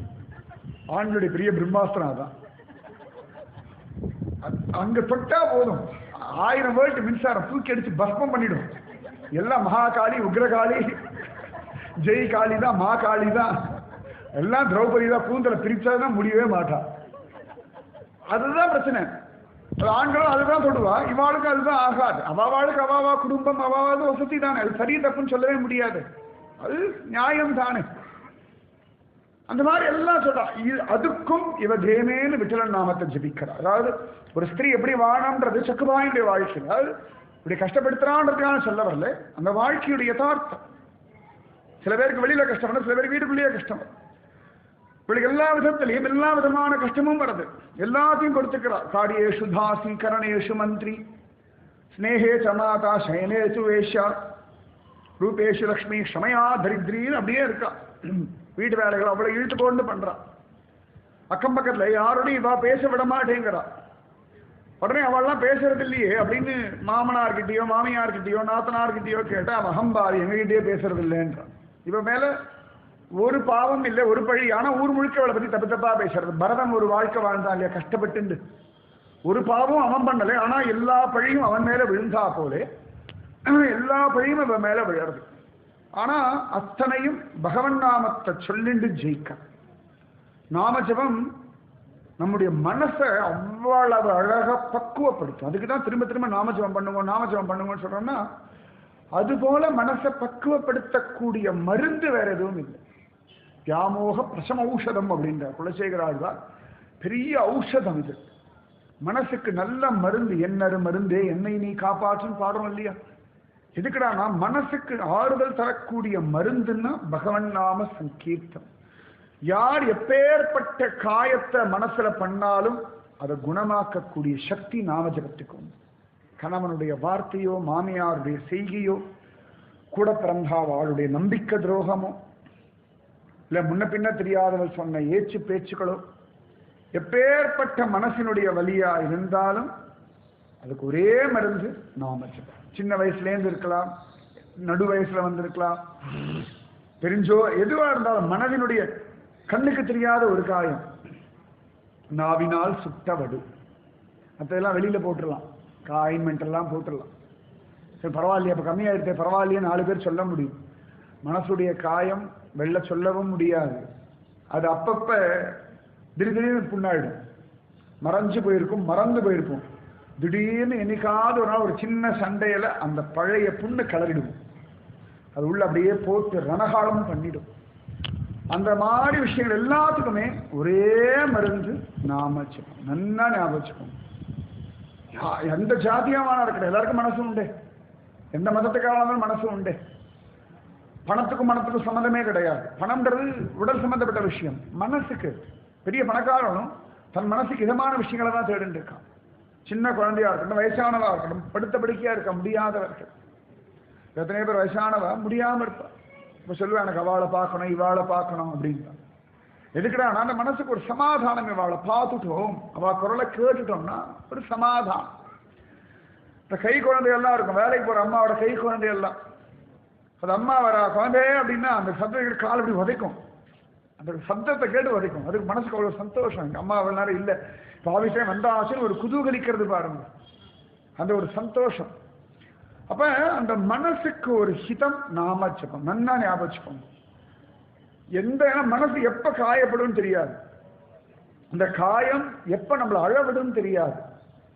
ஏதோ டிவி ஒரு நிகழ்ச்சி பார்ப்போம், அந்த விஷயம் நம்ம வாழ்க்கையோட சம்பந்தப்பட்ட ஒரு விஷயத்தை ஞாபகப்படுத்தி நம்ம மனசுல ஒரு காயத்தை கொண்டு வரும்.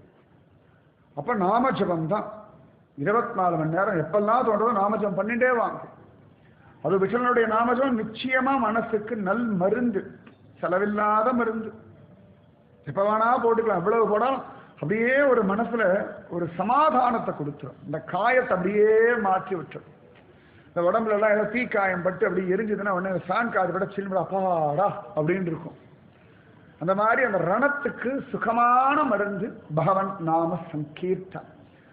பிப மனக ஸ்ரீகிருஷ்ண திவ்ய ஔஷதம். குலசேகராழ்வார் முகுந்த மாலாசுர ஹே மனசே கிருஷ்ணாண்ட திவ்யமான ஔஷதம் நிறைய குடி அப்படின்ட்டு. எல்லா குடும்பத்திலும் பிரச்சனைகள் இருக்கு, வியாதிகள் இருக்கு, கவலைகள் இருக்கு, சங்கடங்கள் இருக்கு, என்னமோலாம் இருக்கு. நம்ம கண்ணதிக்க நமக்கு வேண்டப்பட்டவா கஷ்டப்படுறா, எல்லாத்துக்கும் ஒரு மருந்து பகவன் நாம சங்கீர்த்தனம். பஜகோவிந்தம் பஜகோவிந்தம் கோவிந்தம் பஜ மூடமதே. பாண்டுரங்கா பண்டரிநாதா பண்டரிநாதா பாண்டுரங்கா.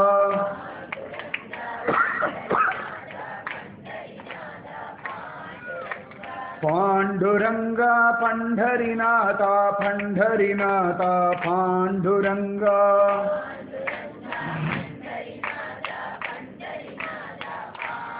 அவ அதையே தான் பஜனை பண்றா. ஏன்னா சமயத்தை நம்ம தப்பு பண்ணியிருப்போம், அந்த தவறுலேருந்து வெளில வரணும்னு ஆசைப்படுவோம். ஆனா டக்குன்னு வெளில வர முடியாது. ஆனா திரும்ப திரும்ப நம்ம பண்ண தவறையே இந்த உலகம் குத்தி குத்தி குத்தி குத்தி குத்தி குத்தி காட்டும். சுட்டி காட்டுறது வேற, குத்தி காட்டுறது வேற. குரு சுட்டி காட்டுறா, மற்றவா குத்தி காட்டுறா. ஆனா நம்ம குரு சுட்டி காட்டுறதா குத்தி காட்டுறதா தோணும். சுட்டி காட்டுறது தப்பு அப்படின்னு சுட்டி காட்டுறா. அந்த நாமஜபம் என்ன பண்ணணும்? எல்லா விதமான கவலைகளையும் மனசினுடைய எல்லா விதமான பாதிப்புகளையும் மாற்றக்கூடிய பலம் நாமஜபத்துக்கு உண்டு. அப்படி நாமஜபம் பண்ணிட்டு இருக்கா. ரொம்ப பேசுறது இல்லை, ரொம்ப களைச்சு போய் படுத்துடுறா. வீட்டு வேலைகள் காத்தாலேருந்து ராத்திரி வரைக்கும் விடாம வேலைகள். அவ புருஷனோட ஏகாந்தமா இருக்கும் பொழுது அவ உடம்பு ஒத்துழைக்கல. அது அவனுக்கு கோபம். அவளுக்கு ஒரு எதிர்பார்ப்பு உண்டு இல்லையா? இவள் என் மனைவி, இந்த சரீரம் என்னுடையதுன்னு ஒரு அபிமானம், ஒரு ஆணாதிக்கம். அது மாமியாருக்கு இவன் மத்தியானம் முழுக்க தன் வேலைகள்லாம் பண்ணிடணும் அப்படின்னு. அப்படி ஒவ்வொருத்தருக்கும் அவளுக்கு ஒரு ஈர்ப்பு. இந்த அந்தந்த உடம்பு மேல ஒவ்வொருத்தருக்கும் ஒவ்வொரு விதமான எதிர்பார்ப்பு.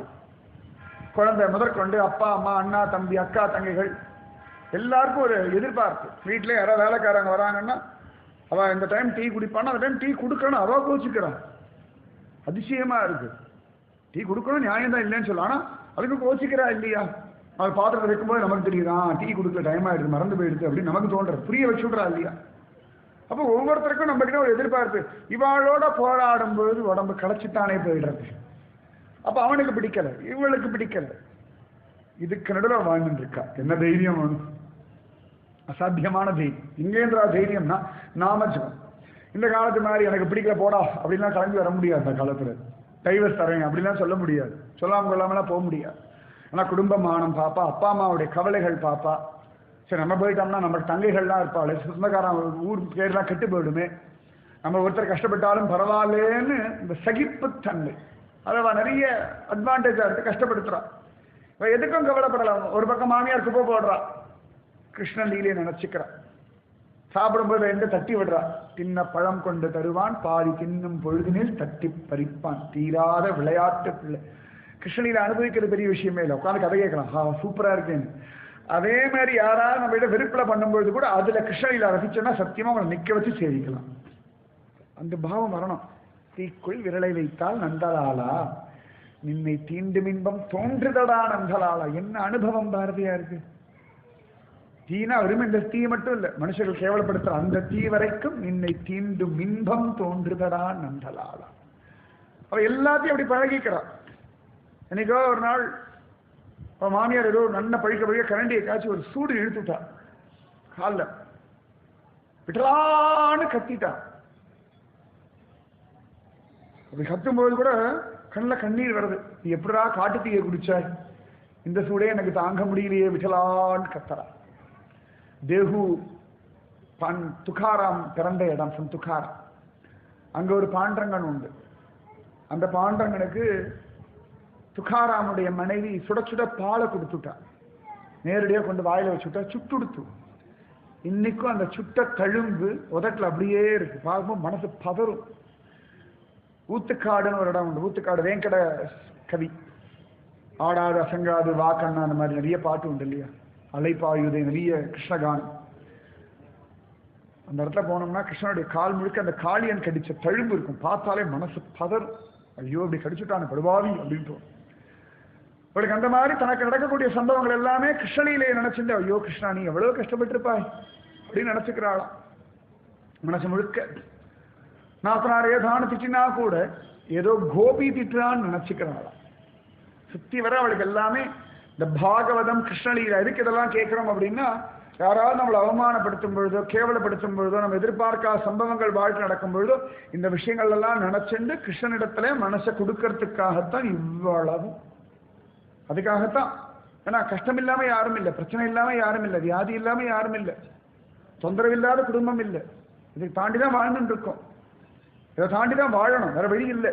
அதை தாண்டி வாழறதுக்காகத்தான் பக்தி, நாமஜபம், சத்சங்கம் எல்லாமே. ஜாஸ்தியா போயிட்டே இருக்கு. மந்திரிக்கிறவங்க எல்லாம் கூண்டு போயிட்டா பேய் ஓட்டுறாரு. என்னத்த பேய் ஓட்டுறது? ஏதோ ஒரு பேய் பிடிச்சிருந்தா ஓட்டலாம். பிடிச்சிருக்கு கிருஷ்ண பேய். விட்டலன் மகத்பூதம் அப்படின்றா. சகசிரநாமத்தில் பகவானோட திருநாமம் மகத்பூதம்னு பேரு. ஏதோ சாதாரண பூதம் பிசாச்சுன்னா ஓட்டலாம். இந்த மகத்பூதம் பிடிச்சா ஓட்டவே முடியாது. அதுதான் எல்லாரையும் ஓட்டும். அந்த மகத்பூதம் தான் பழைய காலத்துல எல்லாத்தையும் சாப்பிட்டு தேவேன்னு ஆளிலையில பள்ளி கொண்ட பெருமாளா படுத்துட்டு இருக்கு.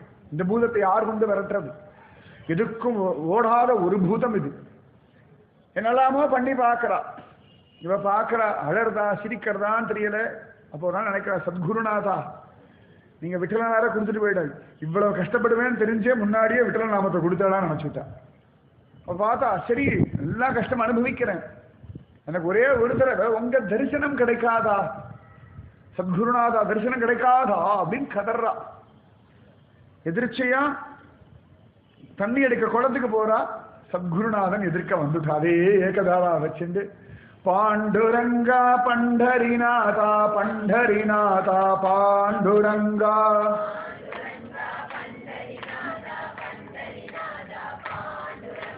பாண்டுரங்கா பண்டரிநாதா பண்டரிநாதா பாண்டுரங்கா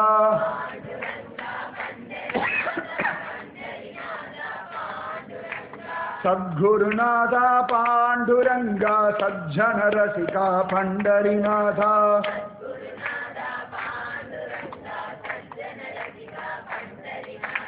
சத்குருநாதா பாண்டுரங்கா சஜ்ஜன ரசிகா பண்டரிநாதா.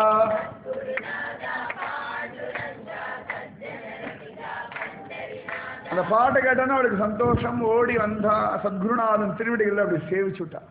சந்தோஷம். நிஜமாவே குரு நம்ம கூடவே தான் இருக்கார். அண்ணா ஞாபகம், குரு தன்னுடைய சிஷ்யாவை விட்டுட்டு தன்னுடைய பக்தாவோட ஒரு நாளும் போகிறதே கிடையாது. கண்ணுக்கு எதிர்க்க அவ இருந்தாதான் அவளுடைய அனுகிரகம்னு கிடையாது. ரமண மகரிஷி இப்ப நம்ம கண்ணுக்கு எதிர்க்க கிடையாது. சுவாமி ராகவேந்தர் கண்ணுக்கு பிரத்யட்சமா தெரியறதில்லை. சுவாமி விவேகானந்தர் பிரத்யட்சமா தெரியறதில்லை. ஆனாலும் இன்னைக்கு திருவண்ணாமலை ரமணாசிரமத்துக்கு போனோம்னா ஒரு ஆசீர்வாதம் கிடைக்கிறது, மனசு சமாதானம் உண்டாகிறதா இல்லையா? கண்ணால பார்த்து அந்த நம்ம உடல்ல நினைக்கிறோமே, அந்த உடல் தான் சத்குரு இல்லை, அவளுடைய உள்ளுக்குள்ள இருக்க அந்த தெய்வீக சக்தி தான் சத்குரு ரூபம். விவேகானந்தர் இன்னைக்கு அவர் சொன்ன வார்த்தைகள் உயிரோட்டமா ஓடிட்டு தான் இருக்கு. இன்னைக்கும் சுவாமி ராகவேந்திர பூஜ்யாய ராகவேந்திராய சத்ய தர்மரதாய பஜதாம் கல்பவிருக்ஷாய நமதாம் காமதேனு. பிரத்யக்ஷத்தில் நிறைய பேர் பார்க்கறதே இல்லை. வாழ நாங்கெல்லாம் மந்திராலயம் போகணும், ஆனந்தமா பஜனை பண்ணணும். அப்படி நின்றுட்டே இருந்த யாரும் எங்களை தள்ளி போங்கன்னு சொல்லலை. எடானா ராகவேந்திர பிரத்யக்ஷம். நாங்கள் பாட்டுக்கு நின்று பஜனை பண்ணி சௌக்கியமா அனுபவிச்சோம். யாரும் போ அப்படின்னு விரட்டுற, நாங்கள் பாட்டுக்கு நின்று இருந்தோம் ஆனந்தமா சுகமா. எப்படா அப்படின்னா அவளோட பிரத்யக்ஷம் சாநித்தியம் இன்னைக்கு இருக்கு. திருவண்ணாமலை முதல் தடவை நான் போயிருந்தேன், ரமணாசிரமம் போனேன். என்ன அமைதி! அப்படியே போனா அங்க போன நிக்கிறேன் நான், அவ்வளவுதான். நான் ஆத்மா நான் ஆத்மா இதே வந்துட்டு இருக்கு. எனக்கு அதிசயமா இருந்தது. இந்த ஆத்மா பரமாத்மா அந்த விஷயமே நான் பேச மாட்டேன், அது யோசிக்கவே மாட்டேன். ஆனா நான் ஆத்மா நான் ஆத்மா நான் ஆத்மா நமக்கு என்ன ஒரே தத்துவமா பேசிட்டு இருக்கோமே. அப்புறம் ஓ திருவண்ணாமலை இருக்கிற இடம் அப்படி அந்த வைப்ரேஷன் அங்க போயாச்சுன்னா தானா வரும். ஆலந்தி போயாச்சுன்னா தானா விட்டல் விட்டல்னு ஒரு இடம். ஆனா ஞானேஸ்வர சமாதியுடைய பலம், அவர் உட்காந்து அங்க விட்டல் ஜபிக்க நம்ம அங்க போனா விட்டல் நாம ஜபம் வர்றது. பெரியவாளுடைய பலம் அப்படி. சத்குருநாதன் ஒரு தடவை நமக்கு கிருபை பண்ணியாச்சுன்னா எற்றைக்கும் 7 பிறவிக்கு அந்த கிருபை கூட இருக்கு.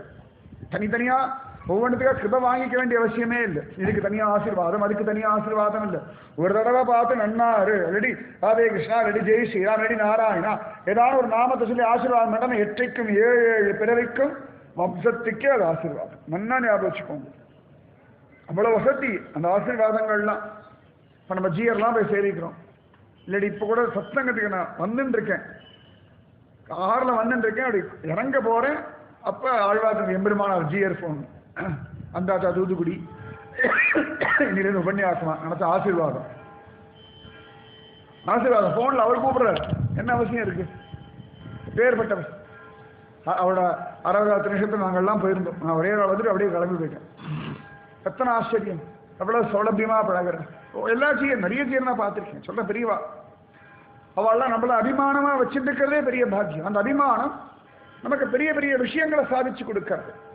பகவத் பக்தியோடைய அந்த குரூப் இருக்கும் பாருங்க, லிஸ்ட் இருக்கும் பாருங்க, மீரா, சக்குபாய், சந்த் துக்காராம், பிரகலாதன், துருவன், அந்த லிஸ்ட்ல நாமும் இப்ப இருக்கோம். நன்னா ஞாபகம் வச்சுக்கோங்க. ஒரு குரு கிருப்பை கிடைச்சாச்சு அப்படின்னா அந்த பாகவத கோஷ்டியில நமக்கும் ஒரு இடம் கிடைச்சாச்சு. எத்தனையோ பெரியவா, நிறைய பெரியவா இருக்கா. அவளோட பலம் தான் நமக்கு நாமஜபம் வருது. யார் வாயில நாமஜபம் வந்துடுத்தோ அவ அந்த சத்குருநா சிஷ்யன் பொழுது தானாவே அவளுக்கு மோட்ச வாசல் திறந்தே தான் இருக்கு. எதை பற்றியும் கவலைப்பட வேண்டிய அவசியம் இல்லை, பயப்பட வேண்டிய அவசியம் இல்லை. அதனால குரு கிருபை வீண் போகாது. இந்த பெரியவர் சொல்லிட்டார், எதுக்குமா அழற, தைரியமா இரு, சமாதானமா இரு, பகவான் இருக்கான், நாமஜபம் பண்ணு, ஒன்றும் கவலைப்படாது, எல்லாம் மாறும், எல்லாம் நன்மைக்கே. 2 விஷயம் நான், எல்லாம் மாறும், எல்லாம் நன்மைக்கே. இப்படியே ஒரு வாழ்க்கை போயிடும். யார் பிச்சைக்காரனும் கோடீஸ்வரன் ஆவான்.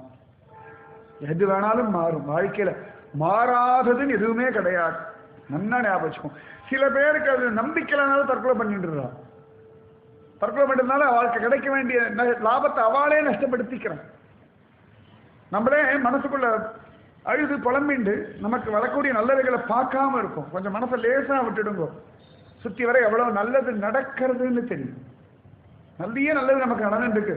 ஏதோ ஒரு 4-5 கெடுதல் வச்சுட்டு அதையே வச்சுட்டு வாழ்க்கை இவ்வளவுதான் முடிவு பண்ணிடாதீங்க. எல்லா கெடுதலுக்கு நடுவில் ஏதோ ஒரு நல்லது நடந்துட்டு தான் இருக்கு. நமக்கு நல்லதே நடக்காம ஒரு நாள் கூட போனதில்லை. சத்தியமா ஞாபகம் வச்சுக்கோங்க. பிறந்ததுலேருந்து இன்னி வரைக்கும் எனக்கு ஒரு நாள் கூட ஒரு நல்லது நடக்கலன்னு யாராலையும் சொல்ல முடியாது. பிச்சை காரணத்துக்கு அன்னைக்கு ஒரு வேளை சாப்பாடுன்ற ஒரு நல்லது கிடைச்சுட்டு தான் இருக்கு. திருடவனுக்கு கூட ஏதோ கிடைச்சிட்டு தான் இருக்கு. எல்லாருக்கும் நன்மை நடந்துட்டு தான் இருக்கு. கவலையே படாதி, தைரியமா இருக்கு. தெய்வம் அனுகிரகம் பண்ணிட்டு தான் இருக்கு. பாண்டரன் கைவிட்டுடுவானோ, விட்டலன் பக்தி வீணா போயிடுமா? சத்தியமா இல்லை. ஒரு சத்குருநாதன் தைரியத்தை கொடுத்துட்டார். சந்தோஷமா எல்லா கிருஷ்ணலீலாவா பாரு, எல்லா விட்டலனுடைய சங்கல்பம்னு ஏற்றுக்கோ, இது எல்லாமே உன்னை விட்டல இடத்தை கொண்டு போய் சேர்க்குண்டின்னு ஆசீர்வாதம் பண்ணிட்டு போயிட்டார். அவன் நல்லா பிடிச்சுட்டான். திருப்பி உள்ளுக்கு அப்படியே அந்த துளிர் விட்டா மாதிரி ஆயிடுச்சு. அந்த பட்டை மரம் அப்படி துளுக்குறதுன்னு இல்லையா? எதுக்கடா சத்சங்கம், எதுக்கடா சத்குரு, எதுக்கடா கோவில், எதுக்கடா நாமஜம், எதுக்கடா உபன்யாசம், எதுக்கு பகவத்கீதை, எதுக்கு பாகவதம்னா பட்டை மரம் அப்பப்போ துளிர்க்கிறதுக்காகத்தான். எதுக்கு கோவிலுக்கு வரோம் அப்படின்னா மனசு பட்டு போயிடுறது. ஒரு துளிர் வரணும் இல்லையா? தானா ஒரு துளிர் வந்துடும். திரும்பி ஒரு நம்பிக்கை, அப்படி துளிர் விட்டது, திரும்பி ஒரு தைரியம். நம்ம பலகீனம் ஆகும்போது தான் எல்லாமே நம்மளை பயமுறுத்துறது. நம்ம பலமா இருக்கிற வரைக்கும் எதுவுமே நம்மளை பாதிக்கிறது. நல்லா ஞாபகம் வச்சுக்கோங்க. கஷ்டமோ வியாதியோ கவலையோ பிரச்சனையோ நம்மளை பாதிக்கிறது. நம்முடைய பலம் குறையும் பொழுது, நாம பலகீனமாகும் பொழுதுதான் எல்லாம் நம்மளை பாதிக்கிறது. வீட்டில் 2 கொசு இருந்தா தூக்கவே வரல, வீட்டை ஒரே கொசுன்றோம். ஆனா அடிச்சு போட்ட மாதிரி சில சமயம் தூக்கம் வரும். பஸ் ஸ்டாண்ட்ல உட்காந்துட்டு போறோம், 50 கொசு நம்மளை முச்சின்னு இருக்கோம். இப்படி தூங்கிட்டு இருப்போம். தலை தொங்கிடும், இருக்காதா இல்லையானே தெரியாது. பக்கத்துல இருக்க நமக்கு பார்த்து பக்கத்துல இருக்க பாவம் நமக்காக வச்சுட்டு இருப்பா கொசுவை. அப்ப இந்த 50 கொசு வைக்கும்போது தூங்க முடியாது அப்படின்னா இது பெருசா பாதிக்கல. நாம பலமாகணும். நல்லா ஞாபகம் வச்சுக்கோங்க. நாம பலகீனமாகிறது தான் எல்லா பிரச்சனைக்கும் காரணம். நாம பலமா இருக்கிற வரைக்கும் சிங்கம் கூட ஒன்றும் பண்ண முடியாது. நேற்று கூட ஒரு டிவியில் வீடியோ பார்த்தேன். ஏதோ ஆப்பிரிக்காவில் ஒருத்தன், அவனுக்கு சிங்கத்து மேலே அவ்வளோ உசுறு. சிங்கம் இருக்க காட்டுக்குள்ளே போய் நிறைய சிங்கத்தை வளர்த்துட்டு இருக்கான். அவன் உள்ளே போனால் நாய்க்குட்டி மாதிரி விளையாடுற சிங்கம். ஒரு 10 ஆண் சிங்கம் வந்து அவன் மேலே விழுந்து பிறந்து விளையாடுறது. அவனை எப்படி தடவி, சிங்கம் அறையும் தான் தெரியும், தடவி கொடுக்கறது, நக்கிறது சிங்கம். எவ்வளோ ஆக்ரோஷமான சிங்கம். அப்ப அவ்வளவு பயங்கரமான சிங்கத்தை கூட கட்டி போட முடியும் அப்படின்னா அவனுடைய சிங்கத்தை பார்த்து அவன் பயப்படலாம், சிங்கம் அவனை பார்த்து பயப்படல. என்ன ஞாபகம், நம்முடைய பயம்தான் நம்முடைய பலகீனம். நம்முடைய பலகீனம் தான் நம்முடைய வாழ்க்கைக்கு எல்லா கஷ்டத்துக்கும் காரணம். கஷ்டமோ பிரச்சனையோ எதுவும் நம்மளை பாதிக்காது. மனசு பலமா இருக்கும். எந்த காரணத்தை கொண்டும் மனசு பலகீனமாகவே கூடாது. தீர்மானமா இருக்கும். மனசு பலமா இருக்கிறதுக்காகத்தான் இத்தனை விஷயங்களை நம்முடைய சனாதனமான ஹிந்து தர்மம் சொல்லி வச்சிருக்கு. விரதம் இருக்கிறது எதுக்கு? மனசு பலம் கூடுறதுக்காக தான். நாமஜபம் எதற்கு? மனசு பலம் கூடுறதுக்காக தான். இந்திரியானாம் மனசாஸ்தி. எதுக்கு பயப்படணும்? பயத்தினால இது வரைக்கும் நம்ம எதுவும் சாதிச்சதில்லை. பயத்தினால இழந்ததுதான் ஜாஸ்தி. பயம்தான் நம்ம வாழ்க்கையுடைய பரம விரோதியே. பயத்தை கொண்டுட்டே இருக்கும்ல சுகமா இருக்கும் வாழ்க்கை. பயமே இல்லாம வாழறதுக்காகத்தான் பக்தியே. அது பகவான் கிட்ட பயப்படவே கூடாது. அது விடலாம் பார்த்தா பயப்படுற மாதிரியே இருக்கு. ஏதோ ஒரு 5-6 கை வச்சிருக்கா, சங்கு சக்கரெல்லாம் வச்சிருக்காருன்னா பயப்படலாம். அவர் தேவன் இடுப்புல தான் கை வச்சுருக்கு. அவ்வளவு சுலபமா ரசிக்கும்படியான ஒரு சுவாமி. மனசுல அப்படி சுழல் விட்டு எடுத்தும் என் பாண்டரங்கன் இருக்கா. அவர் சொன்னார், அவன் மனசு பலகீனம் ஆயிடுச்சு. இப்படி எல்லாம் கஷ்டப்படுத்துறாள், நான் படாத நாம ஜபிச்சுட்டு இருக்கா, நம்பிக்கை இருக்கு, ஆனாலும் கொஞ்சம் அப்படி விட்டு போயிடுமே.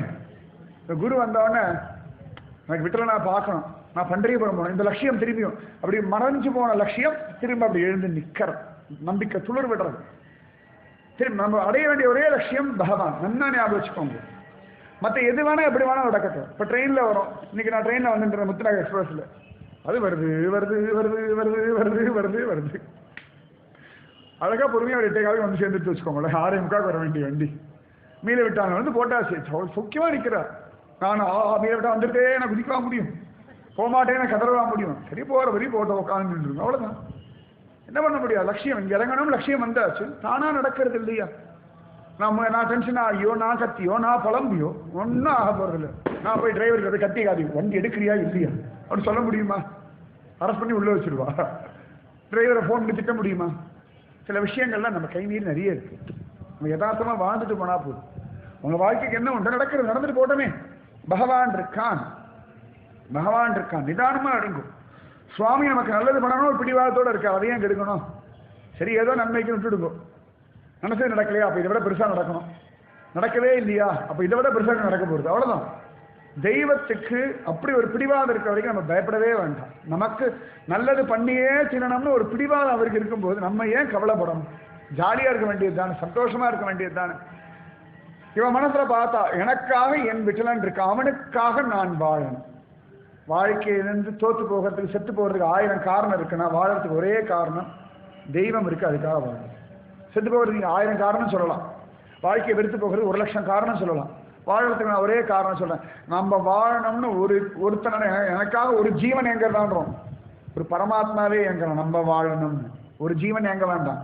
இத்தனை கோடி ஜீவனும் வயிற்றுக்குள்ள முழுகிட்டு எவன் இந்த பிரளயத்தில் படுத்துட்டு இருக்கானோ அவன் சொல்கிறான், நீ வாழேன், நீ வாழ பிறந்திருக்கா, நீ சந்தோஷமாறே மா சுச்சக எழுதி வச்சிருக்காரு வரதராஜன். வருந்தாது. என் சந்தோஷத்தை யாருக்கா அக்கறை இருக்கானா காஞ்சிபுரம் போய் பாருங்கோ, வருந்தாதேன்னு ஒருத்தர் எழுதி வச்சு நிற்கிறான். நீ சிரிச்சுன்றேன்னு அவன் சிரிச்சு நிற்கிறான். அப்போ அவனுக்காக வாழலாமே. அந்த ஒரே ஒருத்தன் தான் உலகத்துக்கே சூத்திரதாரி. அவன் தான் ஆதாரம். அவன் தான் எல்லாத்தையும் நடத்துறான். அவன் தான் எல்லாத்துக்கும் சாட்சி. அவன் சொல்றான், சர்வ தர்மான் பரித்யஜ்ய மாமேகம் சரணம் ரஜ அகம் துவா சர்வ பாபேபியோ மோக்ஷயிஷ்யாமி மா சுச்சஹ. எல்லா தர்மங்களையும் விட்டுவிட்டு என் ஒருவனை மட்டுமே சரணடை, நான் உன்னை அனைத்து பாவங்களில் இருந்தும் விடுவிக்கிறேன், வருந்தாதே. அவன் ஒருவனுக்காக. அதெல்லாம் ஓரம் தள்ளுங்க. இவா கஷ்டப்படுத்துறது, அசிங்கப்படுத்துறது, அவனுடைய கருணை ஒரு தட்டில் வைங்கோ. மற்றவங்களுடைய கஷ்டங்கள், வியாதிகள், பிரச்சனைகள் எல்லாம் ஒரு தட்டில் வைங்கோ. இதுதான் கணம். இது இருக்க இடமே தெரியாது.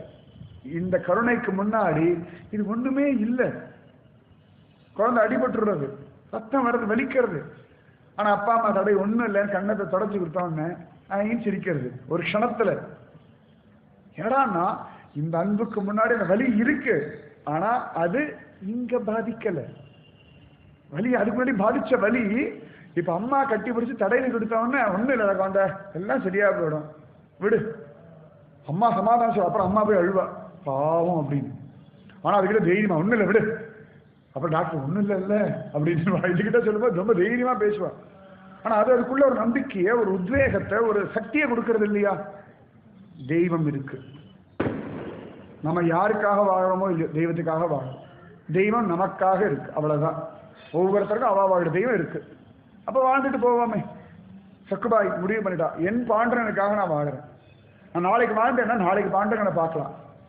ஒருவேளை இன்னைக்கு வாழ்ந்துட்டு இருந்தேன்னா இன்னைக்கு ஏதாவது ஒரு சான்ஸ் கிடைச்சி நான் பண்டரிபுரம் போவேன். ஒவ்வொரு நாளும் எழுந்துக்கிறேன், எனக்கு என்னைக்காவது ஒரு நாள் சான்ஸ் கிடைக்கும். இன்னைக்கு ஏதோ ஒவ்வொரு நாளும் கண்பிடிக்கும் பொழுது இன்னைக்கு தெய்வத்தினுடைய அருள் என்னன்னு பார்க்கறதுக்கு எழுந்திருக்கும். சத்தியம் இன்னைக்கு எவ்வளவோ கஷ்டங்கள் இருக்கு. நான் என்ன சொல்ல காத்தாவே நிறைய கஷ்டங்கள் பார்த்துருக்கோம். பிரச்சனைகள், அவமானங்கள், திட்டுகள். இதுக்கு நடுவில் நிறைய தெய்வ அருள் ஒழிஞ்சுட்டு இருக்கு. வீட்டில் போய் உட்காந்து யோசனை பண்ணி பாருங்க, என்னெல்லாம் அருள் இன்னைக்கு கிடைச்சதுன்னு. ஒவ்வொரு நாளும் தெய்வம் கொடுத்த அருள். பசிக்கு சாப்பாடு கிடைச்சது பெரிய அருள். 4 பேர் நம்மளை பார்த்து சௌக்கியமானு கேட்கறாள், பெரிய அருள். உண்மையா கேட்கறாளோ பொய்யா கேட்கலாம், நம்மளே மனுஷனா மதிக்கிறாள், அதுவே பெரிய விஷயம். நம்மளையும் பார்த்து சௌக்கியமா இப்படி கை காட்டுறாள், பெரிய பாக்கியம். சந்தோஷப்படுறதுக்கு 1000 கோடி விஷயம் இருக்கு, துக்கப்படுறதுக்கு 4-5 விஷயம்தான் இருக்கு. துக்கத்தை ஓரம் தள்ளி வச்சுட்டு பாண்டுரங்கன்னு ஒரு பூரணம் காத்துன்னு இருக்கு. இடுப்புல கையை வச்சுண்டு செங்கல் மேல ஒருத்தன் காத்துட்டு இருக்கான். நமக்காக ஒவ்வொரு நாளும் காத்துட்டு இருக்கான், ஒவ்வொரு நிமிஷமும் காத்துட்டு இருக்கான். நம்ம வருவோம் வருவோம் வருவோம், நாளைக்கு வருவான், சரி அன்னைக்கு வரட்டும், இன்னைக்கு வேற முடியல, நாளைக்கு வருவான். நமக்காக ஒருத்தன் காத்துட்டு இருக்கும் பொழுது அவனுக்காக வாழலாமே. போனவா போகட்டும், இருக்கிறவா இருக்கட்டும், வரவா வரட்டும், என்ன வேணா இருக்கட்டும், நமக்குன்னு ஒருத்தன் என்னைக்கும் சாஸ்வதமா உண்டு. எதற்காக நம்மளை விட்டு போக மாட்டான், எதுக்காக நம்மளை தள்ள மாட்டான், தன் சுயநலத்துக்காக நம்மளை விடவும் மாட்டான். அப்படி ஒருத்தர் இருக்கும் பொழுது வாழ வேண்டியதுதானே நம்முடைய தர்மம். சக்குபாய் வாழ ஆரம்பிச்சா. என் பாண்டுரங்கன், என் பண்டரிநாதன், என் விட்டலன், என் விட்டோபார்க்க முகம் பிரசன்னமா எடுத்து மனசுல இன்னும் தைரியம் வந்துடுது. பாண்டுரங்கா பண்டரிநாதா பண்டரிநாதா பாண்டுரங்கா,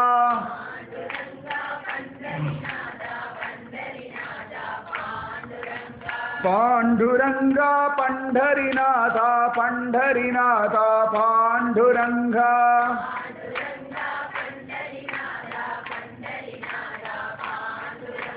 दीनदयाला पांडुरंगा भक्तवत्सला पंढरीनाथा,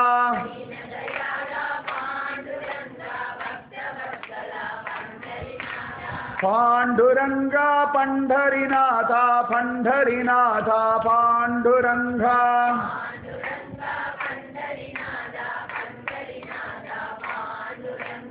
सद्गुरुनाथा पांडुरंगा सज्जन रसिका पंढरीनाथा,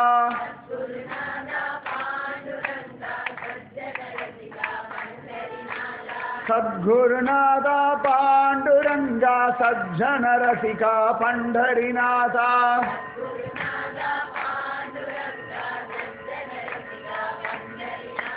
पांडुरंगा पंढरीनाथा पंढरीनाथा पांडुरंगा,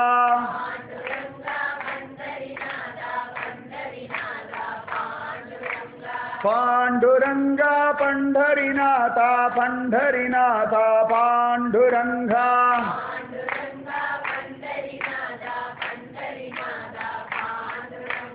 पांडुरंगा पंढरीनाथा पंढरीनाथा पांडुरंगा,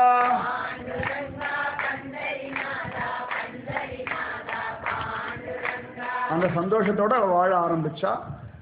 இன்னும் அவ சரித்திரம் முடியல. எனக்கு எப்பொழுதுமே சக்குபாய் சரித்திரம் மட்டும் ஒரு நாள்ல முடியறதுன்றது இதுவரைக்கும் நடக்கல. நான் பல வருஷமா சக்குபாய் சரித்திரம் சொல்லிட்டு இருக்கேன். மீதி விஷயம் நாளைக்கு. ராதே கிருஷ்ணா.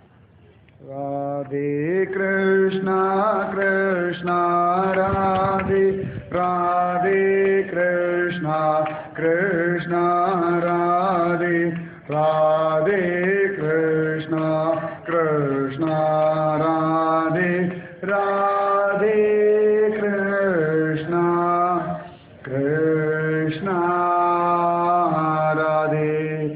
நம்முடைய ராதே கிருஷ்ணா சத்சங்கத்துடைய ஸ்ரீகிருஷ்ண ஜெயந்தி விழாவை முன்னிட்டு தான் இந்த பாண்டுரங்கா பண்டரிநாதா உபன்யாசம் 19வது வருஷம். எனக்கு திரும்பி பார்த்தா அதிசயமாக இருக்குது. உர்ஜிமாட்ட தான் அன்றைக்கி கூட கிளம்பும்போது பேசிட்டு இருந்தேன். இப்போ தான் நம்ம விளையாட்டு போல் ஆரம்பித்த மாதிரி இருக்குமா. இன்னைக்கு என்னடான்னா 19 வருஷம் ஆயாச்சு. முன்னாடிலாம் ஒரு 3 மணி நேரம் கொண்டாடுவோம் இந்த கிருஷ்ண ஜெயந்தி விழா. அது பெரிய லெவலில் மாறினது நம்ம தூத்துக்குடி வந்ததுக்கு அப்புறமா தான். அதுக்கப்புறம் தொடர்ந்து தூத்துக்குடின்னு இப்போ பர்மனண்டாகவே செட்டில் ஆயாச்சு. நிறைய பேர் கூட கேட்டாங்க, குருஜி இப்போ தான் நீங்கள் தான் மெட்ராஸ் திரும்பி வந்தாச்சு, நம்ம ஊரில் கொண்டாட வேண்டியது தானே. அப்புறம் நம்ம ஊர் மாறி ரொம்ப நாள் ஆயாச்சு, இப்போ தூத்துக்குடியே கதியாக இருக்கிறதுனால அங்கே தான் கொண்டாடுறோம், நீங்கள்லாம் அங்கே வந்து பாருங்கன்னு நான் சொல்லிட்டேன். அதனால தான் இந்த கிருஷ்ண ஜெயந்தி விழாவுடைய வைபவமாக தான் அதை கொண்டாடுறோம். அது நம்ம வைகுண்டபதி பெருமாளுக்கும் சங்கரராமேஸ்வரர் நடுவில் இருந்து உபன்யாசம் பண்ணுற சுகமே தனி. அது என்னிடத்துல என்னெஞ்சினால் நோக்கி காணி. இன்னிலேருந்து தொடர்ந்து வெள்ளிக்கிழமை வரைக்கும் பாண்டுரங்கா பண்டரிநாதான்ற தலைப்பில் எங்கள் உபன்யாசம். சனி ஞாயிறு மட்டும் ஜெயஸ்ரீ கல்யாண மண்டபத்தில் தெப்பக்குளத்தில் நம்ம கிருஷ்ண ஜெயந்தி உற்சவம் எல்லாம் உண்டு. எல்லாரும் வந்து கூடி இருந்து கொள்ளுவோம், மனசை லேசாக்கிப்போம், பகவான் அனுபவிப்போம். நம்முடைய ஆழ்வார்த்தனர் எம்பெருமான ஜீயர் இந்த தடவையும் கட்டாயம் வரேன் அப்படின்னு நான் ஃபோனில் கேட்டேன், சுவாமி தேவரி வர முடியும், பின்ன நம்ம ஊருக்கு நான் வராமல் அப்படின்னு ஜீயர் உரிமையோட பின்ன நான் வந்து கட்டாயம் அப்படின்ட்டாரு. என்ன எப்படி கேட்கல அப்படின்ட்டாரு. என்னத்தை சொல்றதாவிட சுவாமி தேவரி வேலை முடியும் அப்படின்னு அது கூட குஷியாச்சு. ஆமா ஆமான்னு கேட்கறது. அதனால ஒரு கோலாகலமா கொண்டாட போறோம். எல்லாரும் கூடி இருந்து குளிர்வோம், மனசு முழுக்க ஆனந்தத்தை வாங்கிப்போம், தேவையில்லாத ஓரம் தள்ளுவோம், நிம்மதியாக ஆனந்தமா இருப்போம். ஒவ்வொரு நாளைக்கு ஒரு பக்க சரித்திரம். இன்னைக்கு சக்குபாய் சரித்திரம் முடிக்கணும்னு நினைச்சேன். அது என்னமோ நான் சக்குபாய் சரித்திரம் என் வாழ்க்கையை ரொம்ப பாதிச்ச ஒரு சரித்திரம். பல சந்தர்ப்பங்கள்ல வாழ்க்கைக்கு என்ன அர்த்தம்னு கேள்வி கேட்கும்போது சக்குபாய் சரித்திரம் தான் பதிலா என்கிட்ட நின்றது. பல பேருடைய வாழ்க்கை என்கிட்ட கேட்பாங்க, என் வாழ்க்கைக்கு என்ன அர்த்தம்னா, நிறைய பேர் கஷ்டப்படுறவங்க நான் பார்த்துருக்கேன். நான் சொல்லுவேன் சக்குபா சரித்திரம் தான் அவங்க வாழ்க்கைக்கு அர்த்தம் அப்படின்னு. பாண்டுரங்க பகவானுக்காக ஒரு வாழ்க்கை. என்ன ரொம்ப ஒரு பீரியட்ல பாம்பேல நான் ஒரு மாசம் இருந்தேன். தொடர்ந்து ஒரு வாரம் ஒவ்வொரு வீட்லயும் சக்குபாய் சரித்திரமே சொல்லிட்டு இருந்தேன். அன்னைக்கு முடிச்சுட்டு இன்னைக்கு முடிச்சுட்டா திருப்பி அடுத்த நாள் வீட்டுக்கு போவோம், அவாட்டுக்கு சக்குபாய், இப்படியே ஒரு வாரம் சக்குபாய் சரித்திரமே சொல்லிட்டு இருந்தேன். கேட்கிறவாளும் அடுத்த நாள் நாளைக்கு சக்குபாய் சொல்லிடுவோம்னு சொல்லிட்டு போவோம். ஏன்னா அவன் மனசுக்குள்ள நம்முடைய பல கேள்விகளுக்கு நிஜமாவே ஒரு சமாதானம், ஒரு நம்பிக்கை தரக்கூடிய ஒரு பெரிய சரித்திரம் சக்குபாயோட சரித்திரம். எவ்வளவு போராடினாலும் பாண்டரங்கன் ஒரு தடுக்கான், காப்பாற்றுவான், அவனுடைய காருண்யம் பெருசுன்னு நிரூபிக்கிற ஒரு சரித்திரம் சக்குபாய் மாதாவுடைய சரித்திரம். அதனால சரித்திரம் நாளைக்கு பூர்த்தி பண்ணுவோம். இன்னும் எனக்கு தெரிஞ்சு அடுத்து விகலன் பார்ட் 3 போகும் போல இருக்கு. நிறைய வைபவம் உண்டு. பாண்டரங்கன் வெளில வரவே முடியாது போல இருக்கு. அனுபவிப்போம் நிதானமா ஆனந்தமா. இன்னைக்கு சொன்ன விஷயங்கள்லாம் திரும்ப மனசுல அசைப்போடுங்க. பகவான் அனுகிரகம் கொட்டிலே இருக்கு. இன்னைக்கு காத்தால என்னடா அனுகிரகம் கிடைச்சது அப்படின்னு யோசனை பண்ணி பாருங்க. அது ஒரு அனுகிரகம் நான் சொல்லிடுறேன். 2 மணி நேரம் விட்டலனை பத்தி கேட்டேன் பாருங்க. சக்குபாயை பத்தி இதுவே ஒரு பரம அனுகிரகம். ராதே கிருஷ்ணா. ஜெய் சத்குரு மகாராஜ் கி. समस्त भागवदल को गोविंद नाम संकीर्तनम गोविंदा. जय जानकी कांत स्मरणम गोपिका जीवन स्मरणम. ஆழ்வார் திருவடிகளே சரணம், ஆண்டாள் திருவடிகளே சரணம், எம்பெருமானார் திருவடிகளே சரணம். सर्वं गुरुर्पणं. जय श्री राधे कृष्णा सत्संग की जय. जय श्री पूज्य श्री श्री अम्मावक. जय श्री भारत माता की. जय श्री भारत माता की. जय श्री भारत माता की. உங்களுக்கு தெரியாது உங்களோட பாரத் மாதா கோஷம் எவ்வளவு வசதின்னு. நிறைய இந்த இன்டர்நெட்ல சத்தங்களாக ரெக்கார்ட் பண்ணி இன்டர்நெட்ல போடுவோம். நிறைய பேர் இந்த சத்தங்க கேட்டா நான் ஃபோன் பண்ணுவேன், எனக்கு யூஎஸ்லேருந்து பண்ணுவா, இல்லாட்டி சிங்கப்பூர் எங்கே தான் ஃபோன் பண்ணுவா.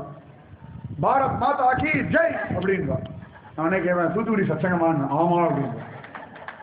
அவ சொல்லுவா தூத்துக்குடிக்கார மாதிரி சத்சங்கம் ஜெய் சொல்லவே முடியாது அப்படின்னு. அவ்வளோ தூரம் உங்களுக்குலாம் ஒரு நல்ல பெருமை இருக்கு. கஷ்டப்பட்டு காப்பாத்திட்டு இருக்கேன் நான். ஆமா ஆமா வந்து பாருங்க வந்து பாருங்க. இந்த வாட்டி கிருஷ்ண ஜெயந்தி விழாவுக்கு போன தடவையும் அமெரிக்காலேருந்து ஒரு பொண்ணு குடும்பத்தோடு வந்தா. இந்த தடவையும் கிருஷ்ண ஜெயந்திக்கு அவள் அமெரிக்காலேருந்து வரா. அப்போ எத்தனை வசதி பார்த்துக்கோங்க நம்ம ஊரில் நடக்கிற விழாவுக்கு. எல்லாருமே இப்போ எங்கேயாவது பல ஊரில் உபன்யாசம் நடக்கும், நான் நெட்டில் அப்டேட் பண்ணுவேன் இங்கே எங்கே அப்படின்னு. உடனே எல்லாரும் தூத்துக்குடி சத்தம் இப்போ முடிச்சோடனே நான் போய் நெட்டில் போட்டிருந்தோம். இல்லாட்டி குருஜி இன்னும் வரல வரல வரல வரலன்னு மெசேஜ் அனுப்பிச்சே எனக்கு போட்டுச்சுருவோம். அதுக்கே எனக்கு பயம். நான் எமதர்மராஜா கூட பயந்ததில்லை. அவ்வளவு தூரம் தூத்துக்குடியில் ஒரு விஷயம் நடக்கிறது, சத்தம் நடக்கிறதுனா ஜனங்களுக்கு அப்படி ஒரு ஈடுபாடு. அதுக்கு சொல்ல அதனால என் மரியாதை காப்பாற்றுங்க. ராதே கிருஷ்ணன். பாரத் மாதா கி. நான் 2 மணி நேரம் உபன்யாசம் பண்ணாலும் பாரத் மாதா கீன்னு புரியுறதா? பாரத் மாதா கீ. லோகா சமஸ்தா சுகினோ பவந்து. லோகா சமஸ்தா சுகினோ பவந்து. லோகா சமஸ்தா சுகினோ भवन्तु. ॐ शान्ति शान्ति शान्तिः. जय श्री इंदु माता की, जय श्री ताम्रभरणी माता की, जय श्री बाहंबिरियाल समेत शंकर रामेश्वर मूर्ति की, जय श्री देवी भूदेवी समेत वैकुंठपति स्वामी की, जय भोलो वीर धीर सूर भालांजनेय स्वामी की. राधे कृष्ण. सर्वत्र रामानुज नाम संकीर्तनम. रामानुजा कुंडलीकवरधा. जय भोलो श्री सकुबाई माता की. राम कृष्ण हरि. राधे.